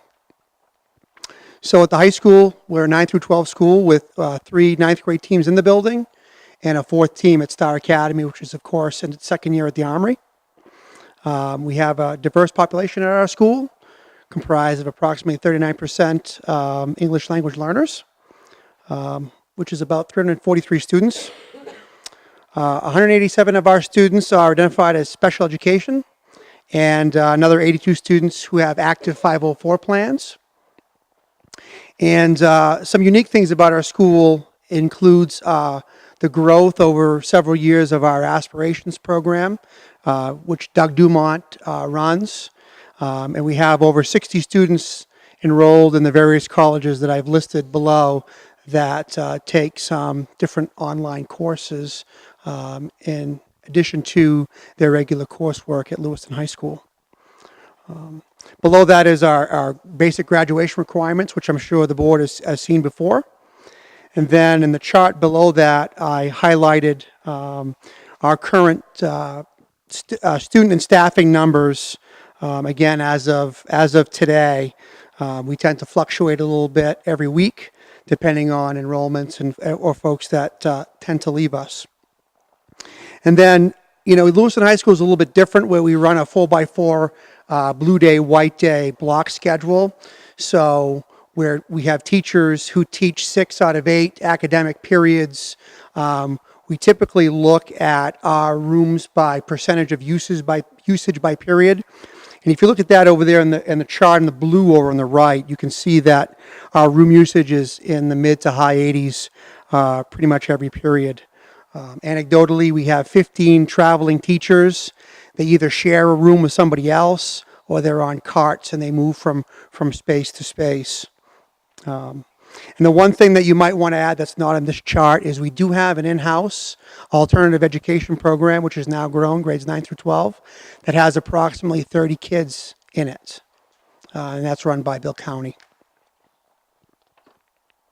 So we do offer advanced placement courses. We do have honors level courses. Mr. Callahan at the beginning at his presentation discussed bridge year. We do have 2 concurrent cohorts right now for 12th graders and 11th graders, and we intend to add another cohort, next year. So just to kind of go through some of the key highlights very quickly, some of the things that we're doing at the school. Obviously, like all the other schools, we are rely on our teacher leaders with our transition to proficiency-based learning. We have something called roadmaps that we've used for the last several years, which outline teachers' curriculum, instruction, and assessment as we transition.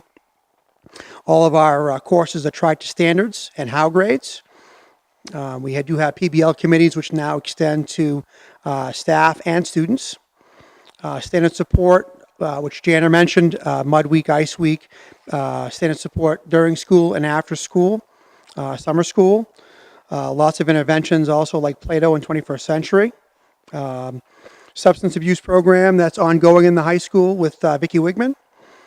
Lots of parent-teacher conferences, step-up days. We just had our 8th grade parent night last week. Against our academy, Bridge Year, our in-house alt-ed program. And one thing I didn't mention is this is already our 3rd year of our one-to-one Chromebook laptop program, which is something that I also oversee at the school. So I don't know if you wanted to jump in, Mr. Langlis, or you want me to keep going? So our budget includes the following additions, and Jake is up here to answer any of the hard questions. So we're a school that's been in dire need for the last several years. I used to have this conversation with Sean when he was principal of the need for electives. So MCL is a modern classical languages teacher. We're looking for another modern classical languages teacher. We're also looking for an electives teacher, and the reason why that's vague is we're currently going through the course selection process. So it could likely be a visual performing arts or a design type of teacher, but again, we're going to sort of base that on what students have requested. We have some different things that have offered on our course selection sheets. We'd like to continue our TCLP grant. So we've had the luxury of having an Arabic teacher from Egypt for the last couple of years. So to apply for a 3rd year of the grant, it's a little bit more expensive. So right now we're currently offering both Arabic 1 and Arabic 2 to students, and my understanding is Mr. Badar's classes are pretty full. So the students enjoy having Arabic. We're also looking to expand our alternative education program as well. That's a high needs population, which certainly could use their own dedicated social worker. And with a potential move in locations for Star Academy, growing that program to include one more teacher. I'm flipping to the 4th page. If that program does, and in fact does go to where the Armory currently is located, to supervise and grow that program, we've asked for an additional Dean of Students to oversee the program over at the Armory. Another important piece, which Jana mentioned in her presentation, was the need for our suspension diversion ed tech. This has been a great tool for administrators as an interim step beyond in-school and before out-of-school suspension for kids to come and spend some time at Dingley for a day or two with the suspension diversion ed tech to try to rectify their behaviors and get them back acclimated in school and not out in the streets. So then the last two are, of course, it's been mentioned a couple of times tonight, we did have to cut some from our instructional supply lines.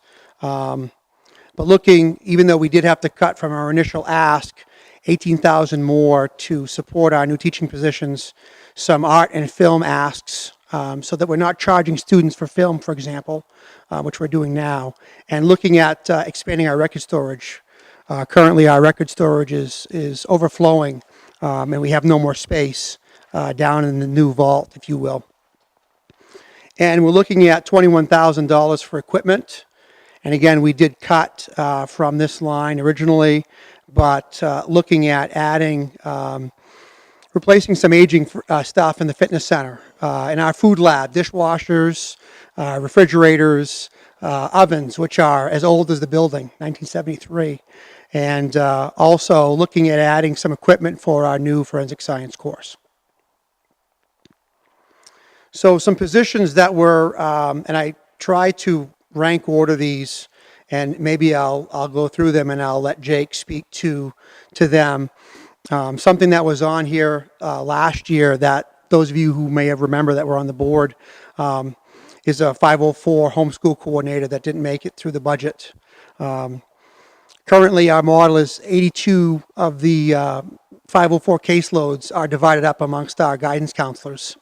And it's becomes another tremendous amount of work for them to manage that caseload. And as a school with, always attendance on the mind and the amount of transients we have at the high school, trying to keep kids in school, to have that be a dual role of overseeing those 504s and being a homeschool coordinator, and also work with attendance. Do you want to speak to that second one?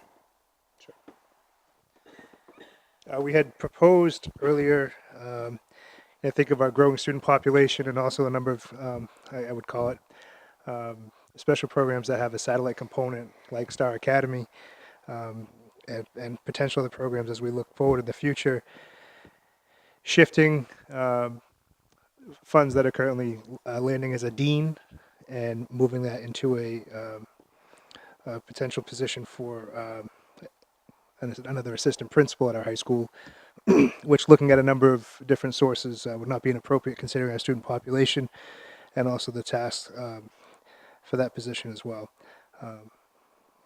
Through great deliberation and knowing how tight the budgets are, while I don't think that would be a huge jump, I do think that at this point in time we're looking at cutting other things that are more consequential in the classroom.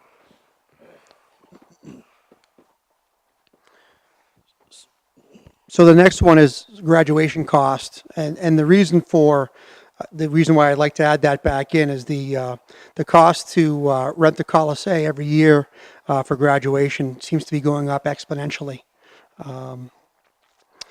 Like just co-curriculars, we had to cut some from that line, and to add some of that back would allow for some clubs and advisors not to be cut. And we've also originally put in there for some student leadership opportunities like Boys and Girls State that we'd like to offer more through our Aspirations Lab and through our guidance department. And again, maintain our co-curricular needs. And also we have a relatively new club, our Celebrate Diversity Club, or International Club, as it was called last year. That's still only in its second year, and they try to do as much to promote our diversity in our school as possible. And they put on events like International Day, the fashion show, which is coming up on Friday, which for some reason now I have to dress up for and I'm a part of. But that's okay. It's for a great cause. But it's these types of things that make our school really important. We also initially asked for a couple of ed techs in general ed out of Article 1. There was a time when each freshman team had its own ed tech. Now we have one ed tech that's shared amongst 3 teams, and there's approximately 90 students per team. So that ed tech is stretched very thin. We've asked for an additional lunch monitor. We're projected to grow to about 1468 next year. Lunches, our lunchroom holds about 380. We're at the cusp of having to expand into the multi. And when that does happen, we do have a lunch monitor now, having another one. Anybody who's been to this high school during lunches, we have 4 lunches. They are very busy. and they are very full. And to feed as many kids as we do in 25 minutes is amazing, but we just, need the supervision. There was an ask from the students for a couple of co-curricular positions, adding an NMA club advisor, which is a club of almost 40 students, and adding an additional Pride Committee advisor. This is really important for, staff morale. LHSPD funds, it says 8,000. We had to cut a total of 13, but that's, for some training that happens over the summer, whether it's with Empower or other PD projects. And the last request was we cut 32,000 out of our books and periodicals. And we're looking at needing some STEM textbooks and books for alternative ed program, and also replacing our very tired sophomore geometry books. And the quote to replace those is, nearly $20,000 to replace just those books alone. So, when we get to that point, it's an ask, but we'll do the best we can with what we've got. And it's not on there. We've already cut $38,000 from supplies, and $30,000 we've cut from instructional equipment from our initial asks at the high school. Some of the things that are not on this list that I want to make sure we mention tonight, as we work hard towards visual performing arts, potentially having a center and or additional classrooms. We know that we have a shortage of electives currently. So while we have limited space, we're willing to figure that out. So there are some asking here for arts-related positions and supplies to get those programs up and running, but we would like to add that. We've had voice from a number of people in support of that. Electives is one of those things that right now at the high school I see a real shortfall. Transportation is an ongoing challenge. We don't have the capacity as a high school, for the most part, to put students in a vehicle and bring them somewhere. We do have access to some vehicles. Rob's kind enough to share things when he has them available, but his programs utilize them. And currently we have some minibuses, and there's still some question around who can drive those and what capacities. And I know that Jason will probably speak to that as well, but it's a process that we used to utilize where we could have a coach drive a small vehicle. I say small vehicle, the minibus vehicles with a team, and now we have to hire that out. So it's become a significant transportation cost.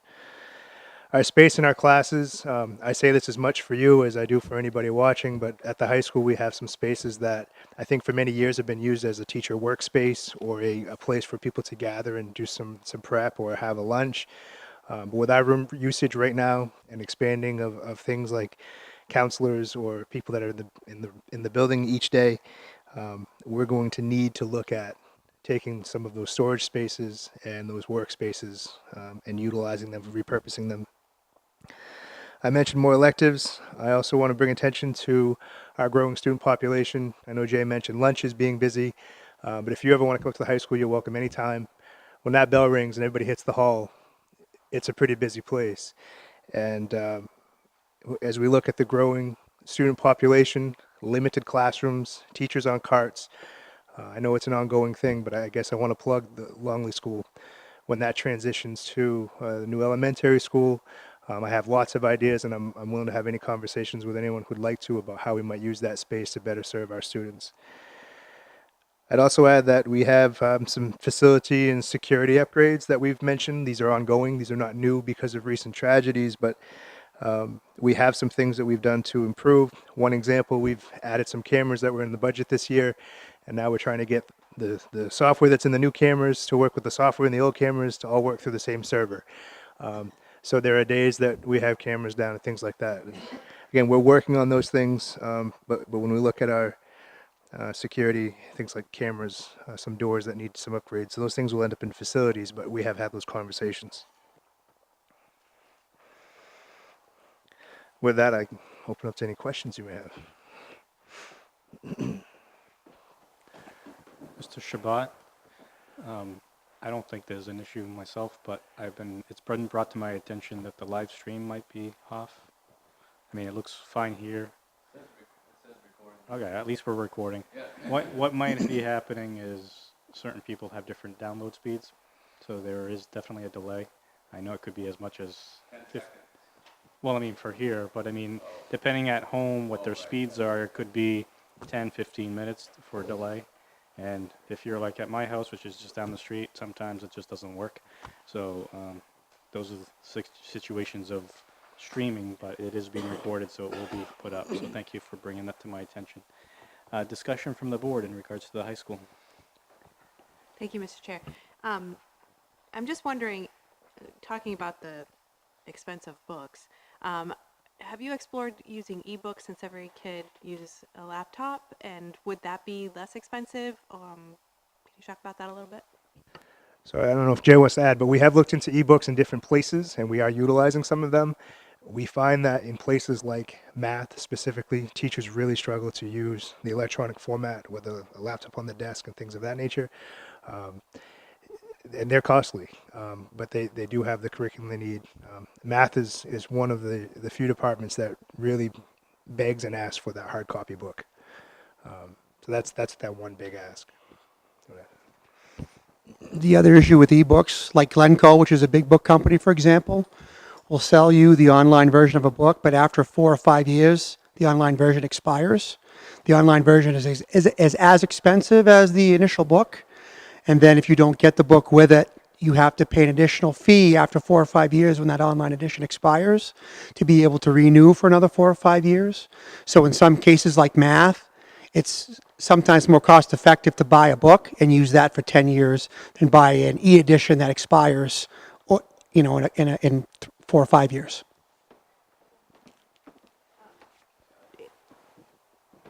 Some of the books come with like math labs and things like that. Is that something that isn't useful? Or are teachers using a math lab outside of a textbook to support whatever's in the textbook, especially if the books are 10 years old? Yep, teachers are very creative. Almost every week I'm scrounging for money to buy, you know, these different workbooks for teachers to be able to use in their classrooms.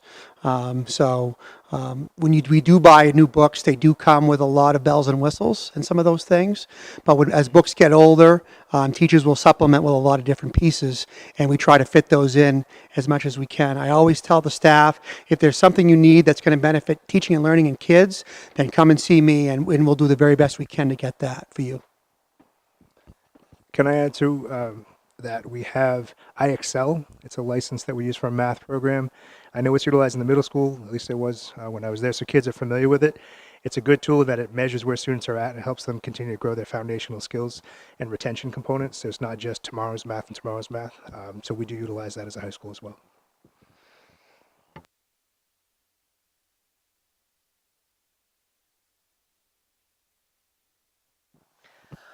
So I know there was an issue this year with Ice Week being full to capacity due to budgetary constraints, and there was a waiting list. Has that been addressed in this budget so that we don't have waiting lists in the future? We did have a waiting list to start. I don't know if it was budgetary constraints as much as we had built it out to capacity that we had last year, and we had even more. I believe there was 226, and we were able to get our alignment of when kids were going to come on which days so that every student could access some level of programming. It would have been nice to have a little more, but I also fear even if we had more financial resources, we're starting to run out of teachers who are willing to give up that break time.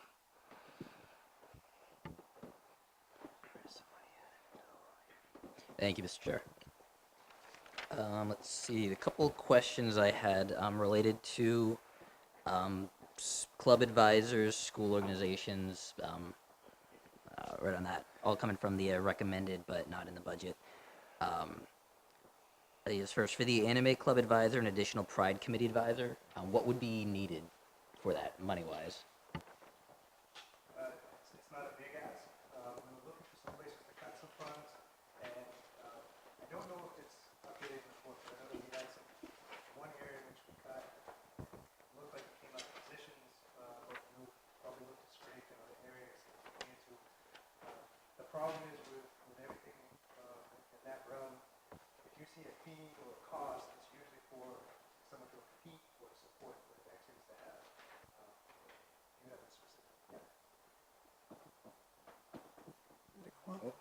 So I budgeted about $1,000 for the anime club and about $700 for the Pride Committee advisor.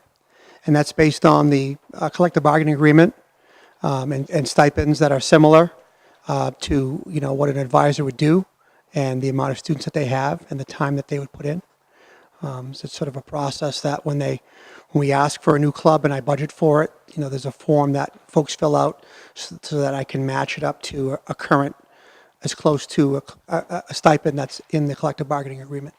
Okay. And you said there was 40 students that were anyway. Wow. Approximately 40, yep. It's a very popular club. Yeah, it's a pretty big number. I'm not sure if provide context. It's really tough to say, but it's a pretty good size school group. I remember doing chess club every year, and we had, I don't think, any more than 10 students at a time. So 40 doing this is very cool. Could I add to your question, response? So we're talking about co-curricular. And if you turn to Article 4, the bottom of page 6, you'll see co-curricular for Lewiston High School. Oh, okay. And you can see expenditures last year of roughly 63,000, a budget this year of 86,000, an initial request of 96,000, and then a reduction in the recommended that reflects the cuts that have been mentioned to 87,630. If one then goes to Article 4 in the detail book, so this is the green book, and I'm on page 16, you will see all the stipend positions in the budget. Everything from math team, musical director, Pride Committee, and then you'll see the third line there, budget reduction 6,000. And so the high school went through all this and made their list of how they would expect to cut that 6,000 Okay. in order to retain those new positions in the classroom. Okay. Thank you, Mr. Webster. Provides good context there. Let's see. Yeah, I guess kind of along the same lines. I know it mentions here for the recommended fourth bullet point, preventing club advisor position cuts. I'm gonna put you on the spot. Do you know if any were cut or if any are possibly going to be cut? So we have ongoing clubs. I won't put anybody on the spot right now, but we constantly review them because if we have a club like Anime that has 40 kids and we have a club like X that has 2 kids, it's a tough conversation to have with someone to say that we're not going to stipend that position. But the reality is we have only so many funds that we can allocate. So we do look at that from that direction. Okay, thank you. And just the last comment. I know you mentioned Boys State as one of the organizations or one of the clubs. I did that when I was in high school. Fantastic experience. If there's any way I can help, even with fundraising for the costs for the students, please let me know. Thank you, guys. Thank you, Mr. Can I add to that too? That one reflection we had from student rep Matt Hurd was that he was able to take some leadership opportunities because of this position and also some leadership roles he takes at the high school. And one thing he said is he wishes that more students were able to access those kinds of programs over the summers and additional training from a leadership capacity. So part of some of that increased ad or ask was connected to funding students to attend some of those availabilities.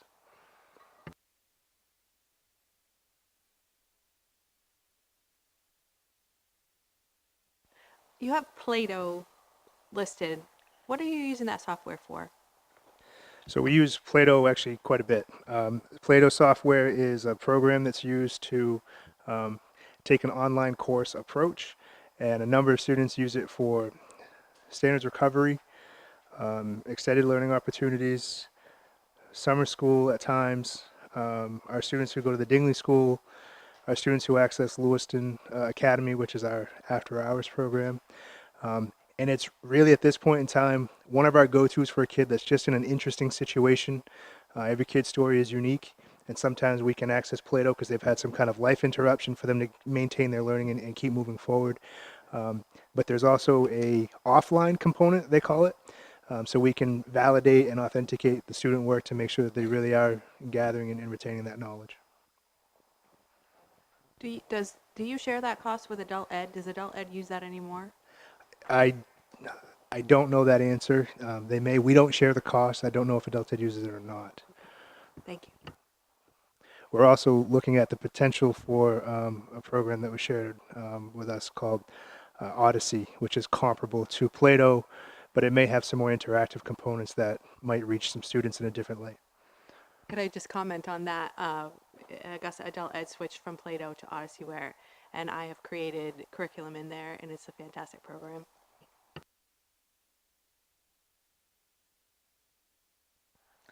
You mentioned that in your budget was an addition for an alternative ed social worker.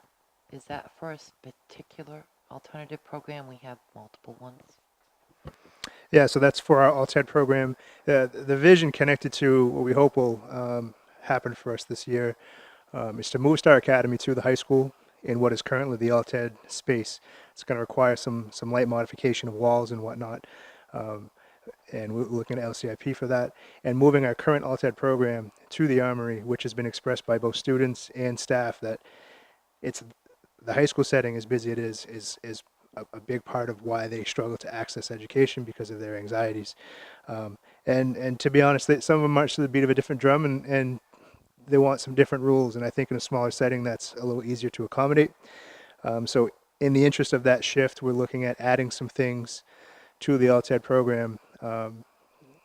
If Bill County were here, he would say that the first thing that he would ask for would be something to increase the social emotional support and coping strategies for kids who are in that program. And then I think he'd ask for a number of other things, but I think that'd be the first thing.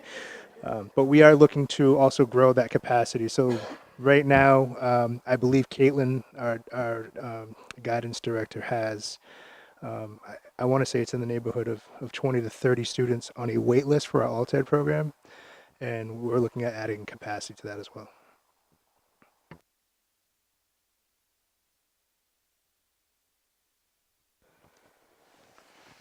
I know the future edition was brought up about the Visual and Performing Arts Center, and I know that would add to our extracurricular activities and so forth, and the classroom space we need.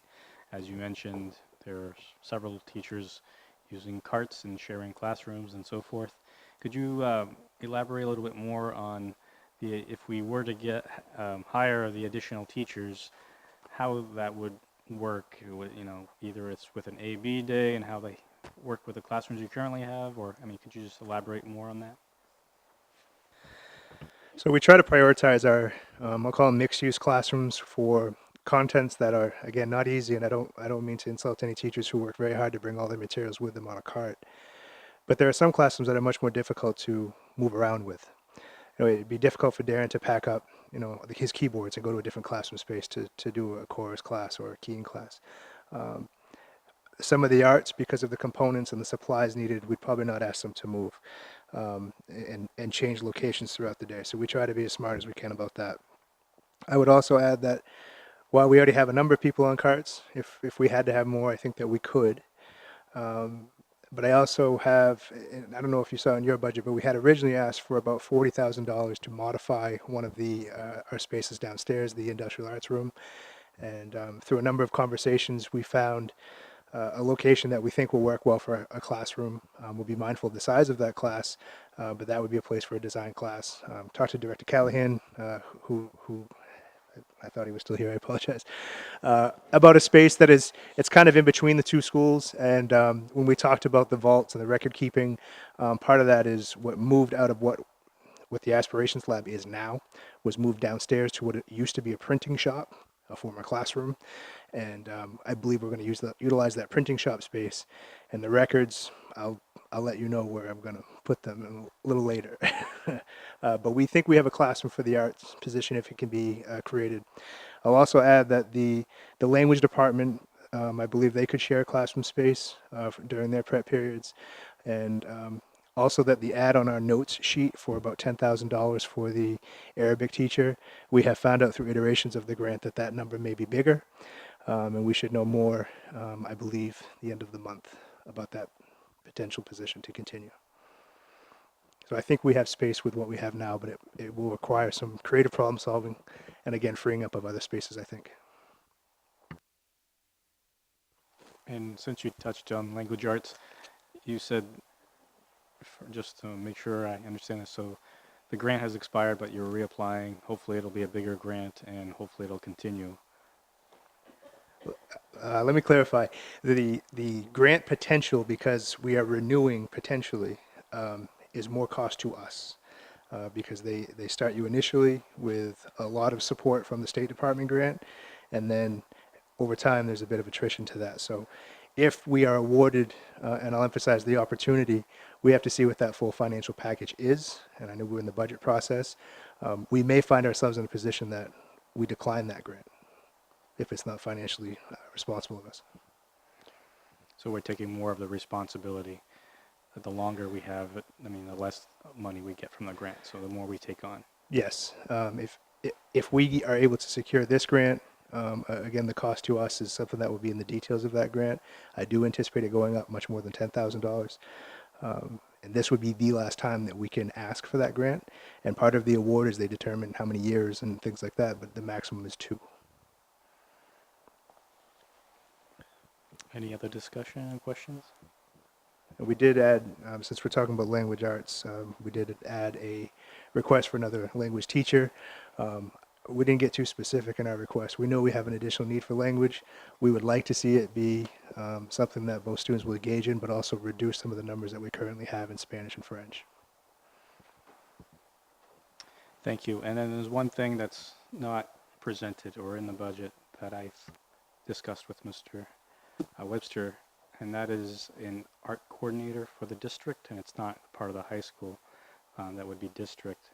But that's something that we'll add to the future agenda budget items that we'll discuss later on. And that'll also, I just wanted to mention it today because it just made me think of the high school and the Visual and Performing Arts Center. And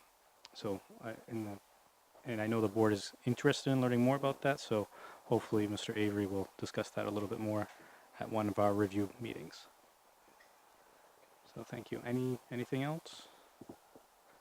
All right, should we go through the articles? You want to talk a little bit? Well, I think we may want to complete the review of the high school budget going through athletics and getting our AD, Jason Fuller, Roger's dad, up there. And the high school athletic budget is on page 7 of Article 4. And you can see it's before any transportation, it's close to $500,000 budget. If you look at the budget for the athletic program, it's pretty much flat funded except for a couple areas. One of my biggest concerns moving forward is travel. We've for a couple of years been able to drop that budget line and take advantage of the minibuses and the vans on campus. We don't have that access anymore. Quite frankly, the spring season is going to be trying at best to get teams to games at this point. So we've gone up a little bit for next year. We also went up with our dues and fees, which is standard with officials' fees going up every year. The mileage rates going up again next year for officials. So there's a slight increase there. I'm excited to say that in negotiations with the Select Physical Therapy, who does our training services, they've actually flat funded it, which is going to lower our number by $1,000, and then increase services by keeping it the same thing. So next year we'll be able to offer all our athletes. We'll have a trainer on site every day. We'll have a doctor that comes in once a week, and then next year we'll also have a physical therapist on site twice a week to work with any injured athletes to get them back. And I think that's a credit to Select working with us and giving us increased services. And then the other part of that is they're going to increase their summer involvement. Typically, we have a trainer on site to help coordinate our summer programs with our athletes, and we're actually going to add 2 physical therapists to that program as well. So we'll have 3 additional people every morning to work with athletes in training and so forth. And the other increase is just the athletic side of things in terms of our some of our rentals that have gone up, and then our reconditioning. We have to send out equipment, lacrosse and football every year, and those numbers are increasing yearly, and that's just the standard inflation rates and the costs that are associated with those. Other than that, we haven't gone up in supplies and in equipment in a long, long time, and we've been able to maintain our budget with those numbers and what we've been able to offer kids. At the same point, I do need to thank the booster clubs. Without them, we couldn't do a lot of things, and we're highly dependent on booster clubs. Sometimes in some situations probably too much, but without their support, a lot of the little extras that our kids have become accustomed to wouldn't happen in our athletic program. And the other thing I'd just like to say, I was just going to review about some of the successes. We've had a good run of it. We've had some great kids come through. Olympic level kids in some cases, and kids that had a lot of success. But one of the great numbers that I just looked at is I just went back 11 seasons. I stopped at that point because I couldn't remember on the fly here. But over the last 11 seasons, 10 of those 11, we've had at least one team. In most seasons, multiple teams compete for a state championship. Out of those 11 seasons, 9 of those we've had a state champion. And that's pretty remarkable number. I mean, there are schools that go years without winning one, and we've been able to win one every season. So it's a credit to the kids, the coaching staffs, and the amount of work and time, the commitment they've had to athletics at Lewiston High School. Oh, let me add this. On top of it, we've also won 6 sportsmanship awards during that same period of time. And I think that's a real credit to the coaches demanding doing it the right way and making sure our kids act the right way. And in 3 years to win 6 sportsmanship awards is a credit to the kids, the way they're acting, and the expectations the coaches have on those kids when they're playing. Open it up to the board. Ms. Zipper.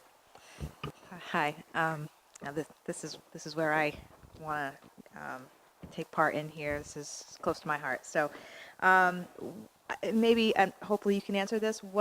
Why is that transportation been eliminated with the minibuses and stuff? It's a convoluted process. We bought the minibuses with the idea that coaches could drive it. We've done some research post purchase, and there's some questions and concerns about licensing and who's allowed to drive those. We still have 2 minibuses that are allowed on a regular license to drive. The other ones, you need a class, what is it? CDL, and we haven't been able to use those buses. It's an insurance kind of thing and an expectation. Right. So right now we hire out for like the big. Yeah, if we have a big trip like Hudson Bus, we'll hire them. There's concern this spring. Not enough bus drivers right now, or fields. This is going to be a very trying spring coming up. But my concern is if the bus driver situation doesn't get better, we could be in even a bigger problem. Yes, definitely. Thank you.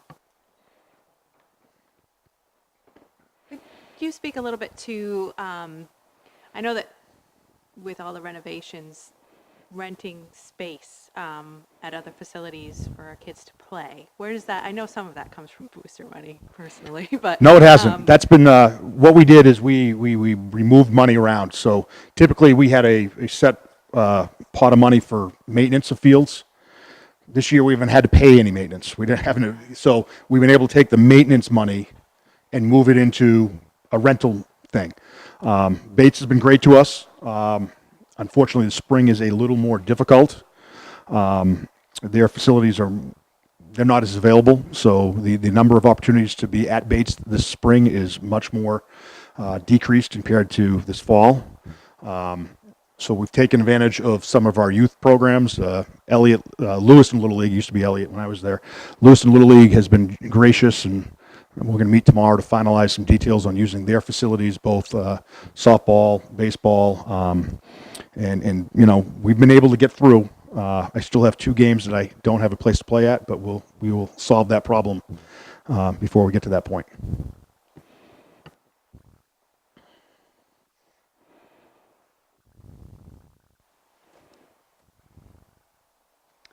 Speaking of your transportation concerns, if Mr. Rob Callahan was here, I might actually convince him to develop a program for CDL driving and so forth. I know some other districts have that, and it's been a good program throughout the state for those regions.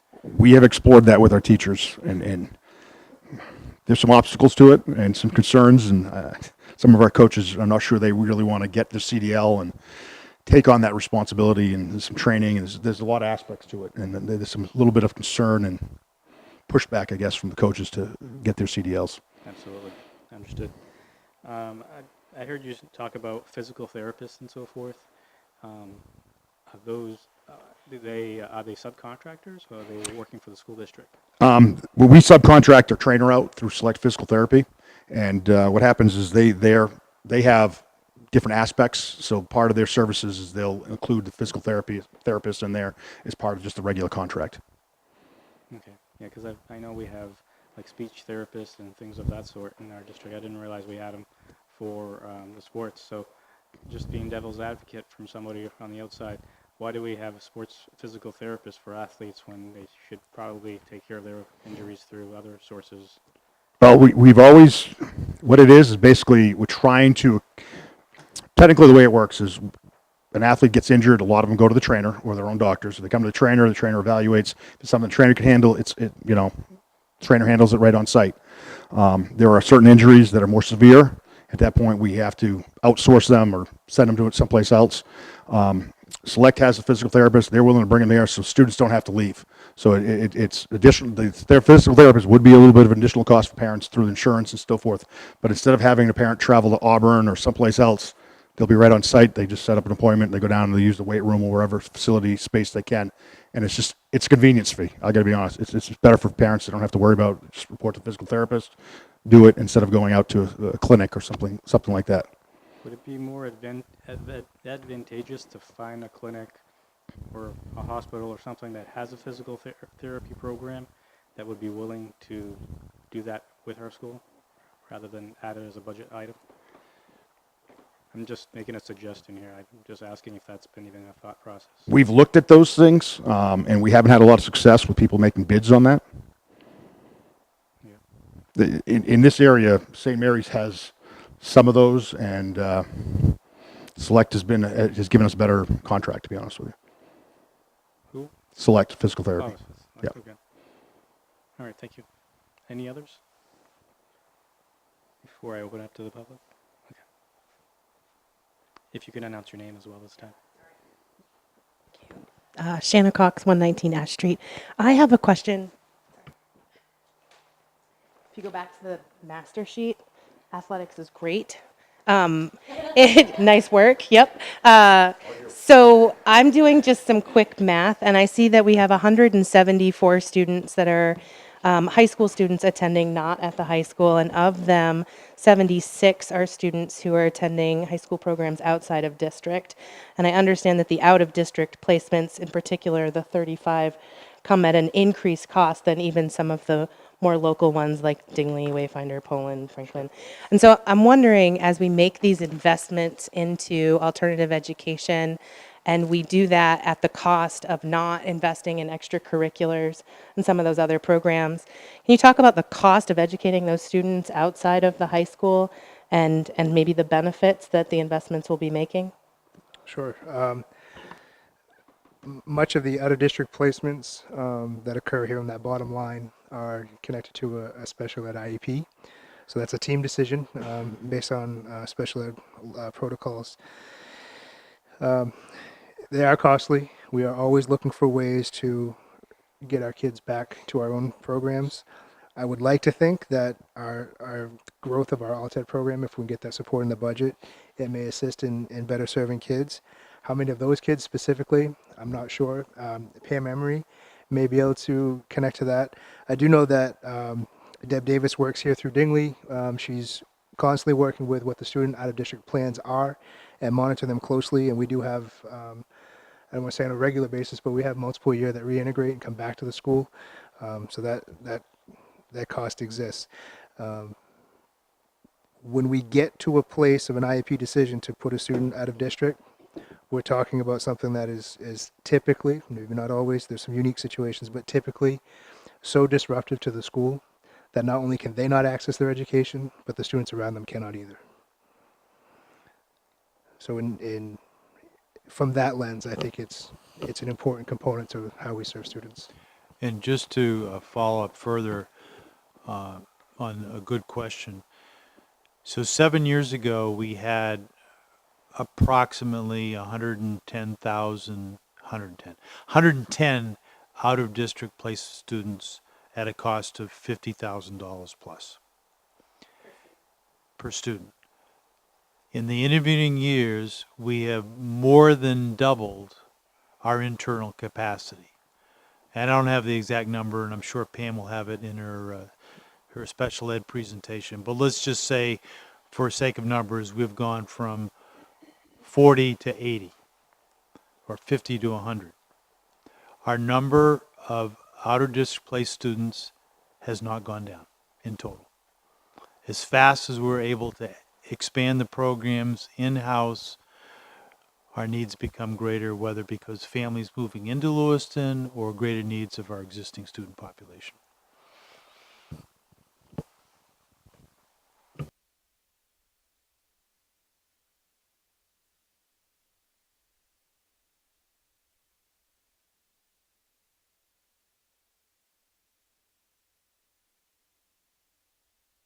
So in talking about the articles, the high school, just as the middle school was, they're essentially in Articles 1, 4, 5, and 7, I believe it is. Article 1, which is on page 15 of Article 1. And this would be essentially where all the new teachers to allow more electives would be charged. And you can see on page 16, the total increase for Lewiston High School is around 11%. And that includes those new positions.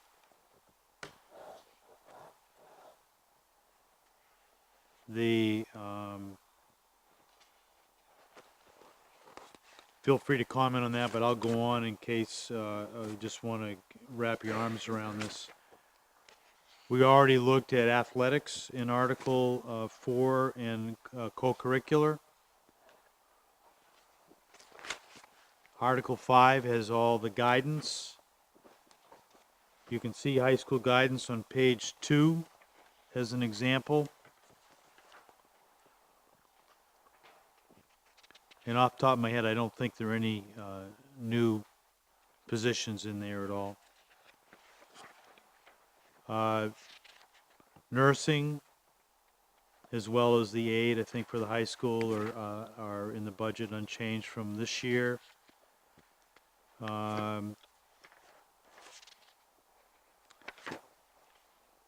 We see staff training, which is on page 6 as an example for the high school. And that number, while up significantly from what it was last year, has been cut. Then there's library at the high school,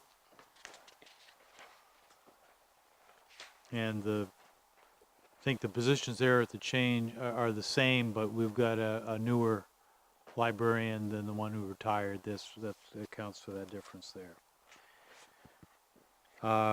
Article 7 includes the administration office for the high school, and that is begins on page 6 and goes to page 7. And there are no new positions there. The increase of 6.9% reflects in large measure those miscellaneous items which we need to get you a schedule on. Article 9 includes the facilities. You'll have a separate presentation on that. So, and again, our hope will be at the next meeting to give you a sheet by location so you can see those all together, see what that looks like.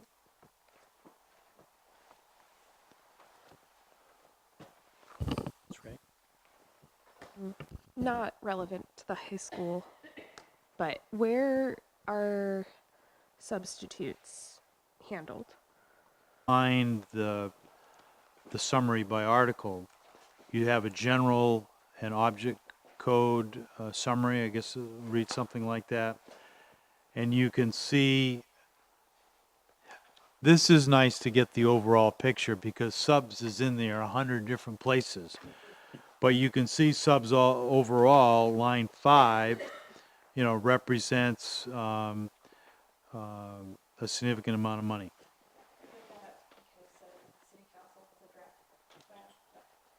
I bring that up because City Council was addressed and asked to look at substitute pay, knowing that that had been previously done and that the fill rates were better this year. I just wanted to impart that to you all since it came through City Council.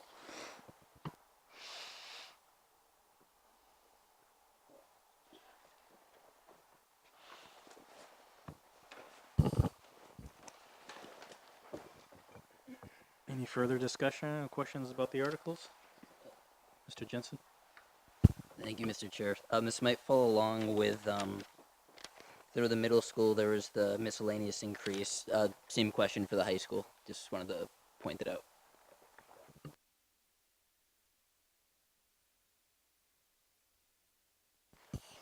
Back to transportation. Now, you say you have one vehicle that's not being used at all? Or how many vehicles did you guys purchase? So we have a number of minibuses on our campus, two of which have a seating capacity that falls within the guidelines that are recommended. We're able to use those two vehicles because they have limited seats, if you will. So as long as we stay under a certain amount of kids, we're fine. I think the discrepancy with the buses has a couple of different layers to it. One of them being how big is the seat, how many kids could sit there. And if we're putting... Ironically, if we were putting smaller children on these buses, we would probably quickly exceed what the expected capacity is, as some people read the guideline. And if we put high school students in there, that's the question. So if you put the three of us in a seat, we're not going to fit. But if a coach was driving that same bus and there were three students or athletes that were much smaller than us, they might fit, and then they might exceed the capacity of the bus as determined by the label on the bus itself. So that's part of that discrepancy with that. So all of those vehicles are actually being used? No. So I guess my They- question would they, be... They may be, but they have to have the CDL driver. Okay. So have we thought about selling vehicles if we're not utilizing them to get funds for somewhere else? If I could just jump in here. So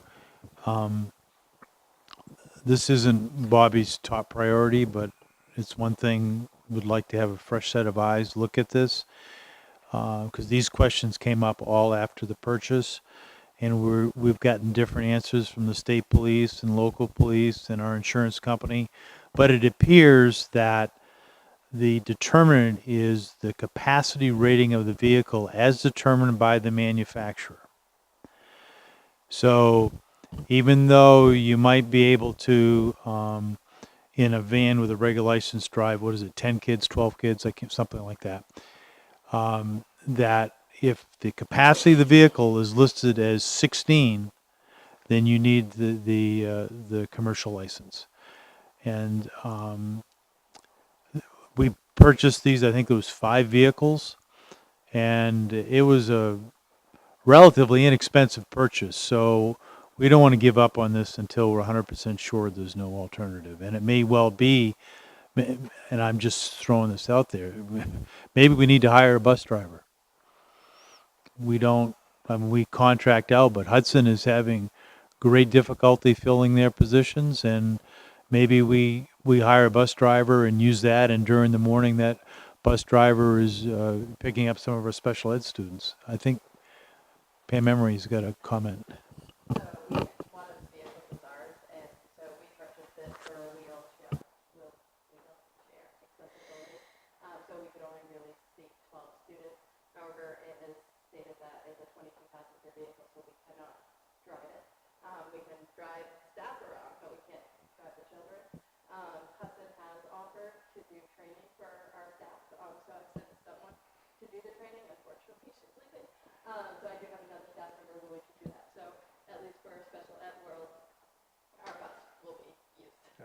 If I may add, I would also say this is not just a bus concern, it's a capacity piece. So even if we rented a vehicle from, say, Stewart's, who sometimes rents us vehicles to run certain trips, if it's their biggest capacity van, we actually cannot fill it with kids and drive it because it exceeds the driving recommendation.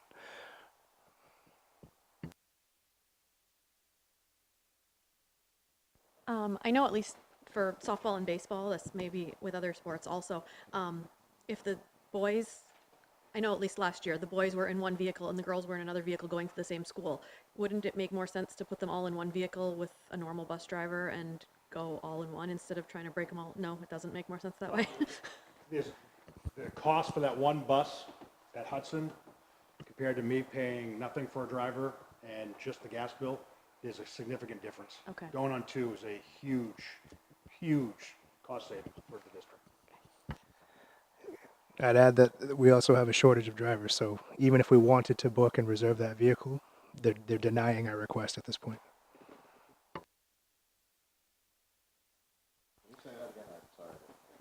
The bus companies in the area, they have a shortage of drivers, and so if Jason called tomorrow and said, I need to book 2 buses for a game, they don't have them. We get denied. Maybe a suggestion is to contact the other schools that have programs for licensure. Maybe we can hire some of those kids that are getting their licenses. Just a thought. Another question by Ms. Parks. I know that we're contracted as a district with Hudson, but can we hire bus drivers from Northeast or other bus companies? But is that they're short on drivers also? We can and we have, and yes, my understanding is that Northeast is also short, and we've started contacting a place out of Augusta who has some availability, but it's still limited.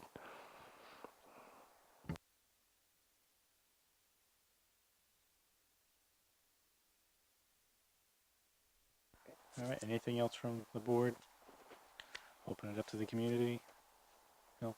Okay, I think we're good. Thank you for your presentation and your time. We appreciate everybody being here this evening. Is there a motion? Mr. Chair. Yes, Mr. Jensen. I move we adjourn. Second. We have a motion by Mr. Jensen, a second by Ms. Hutchinson for adjournment. Those in favor? It's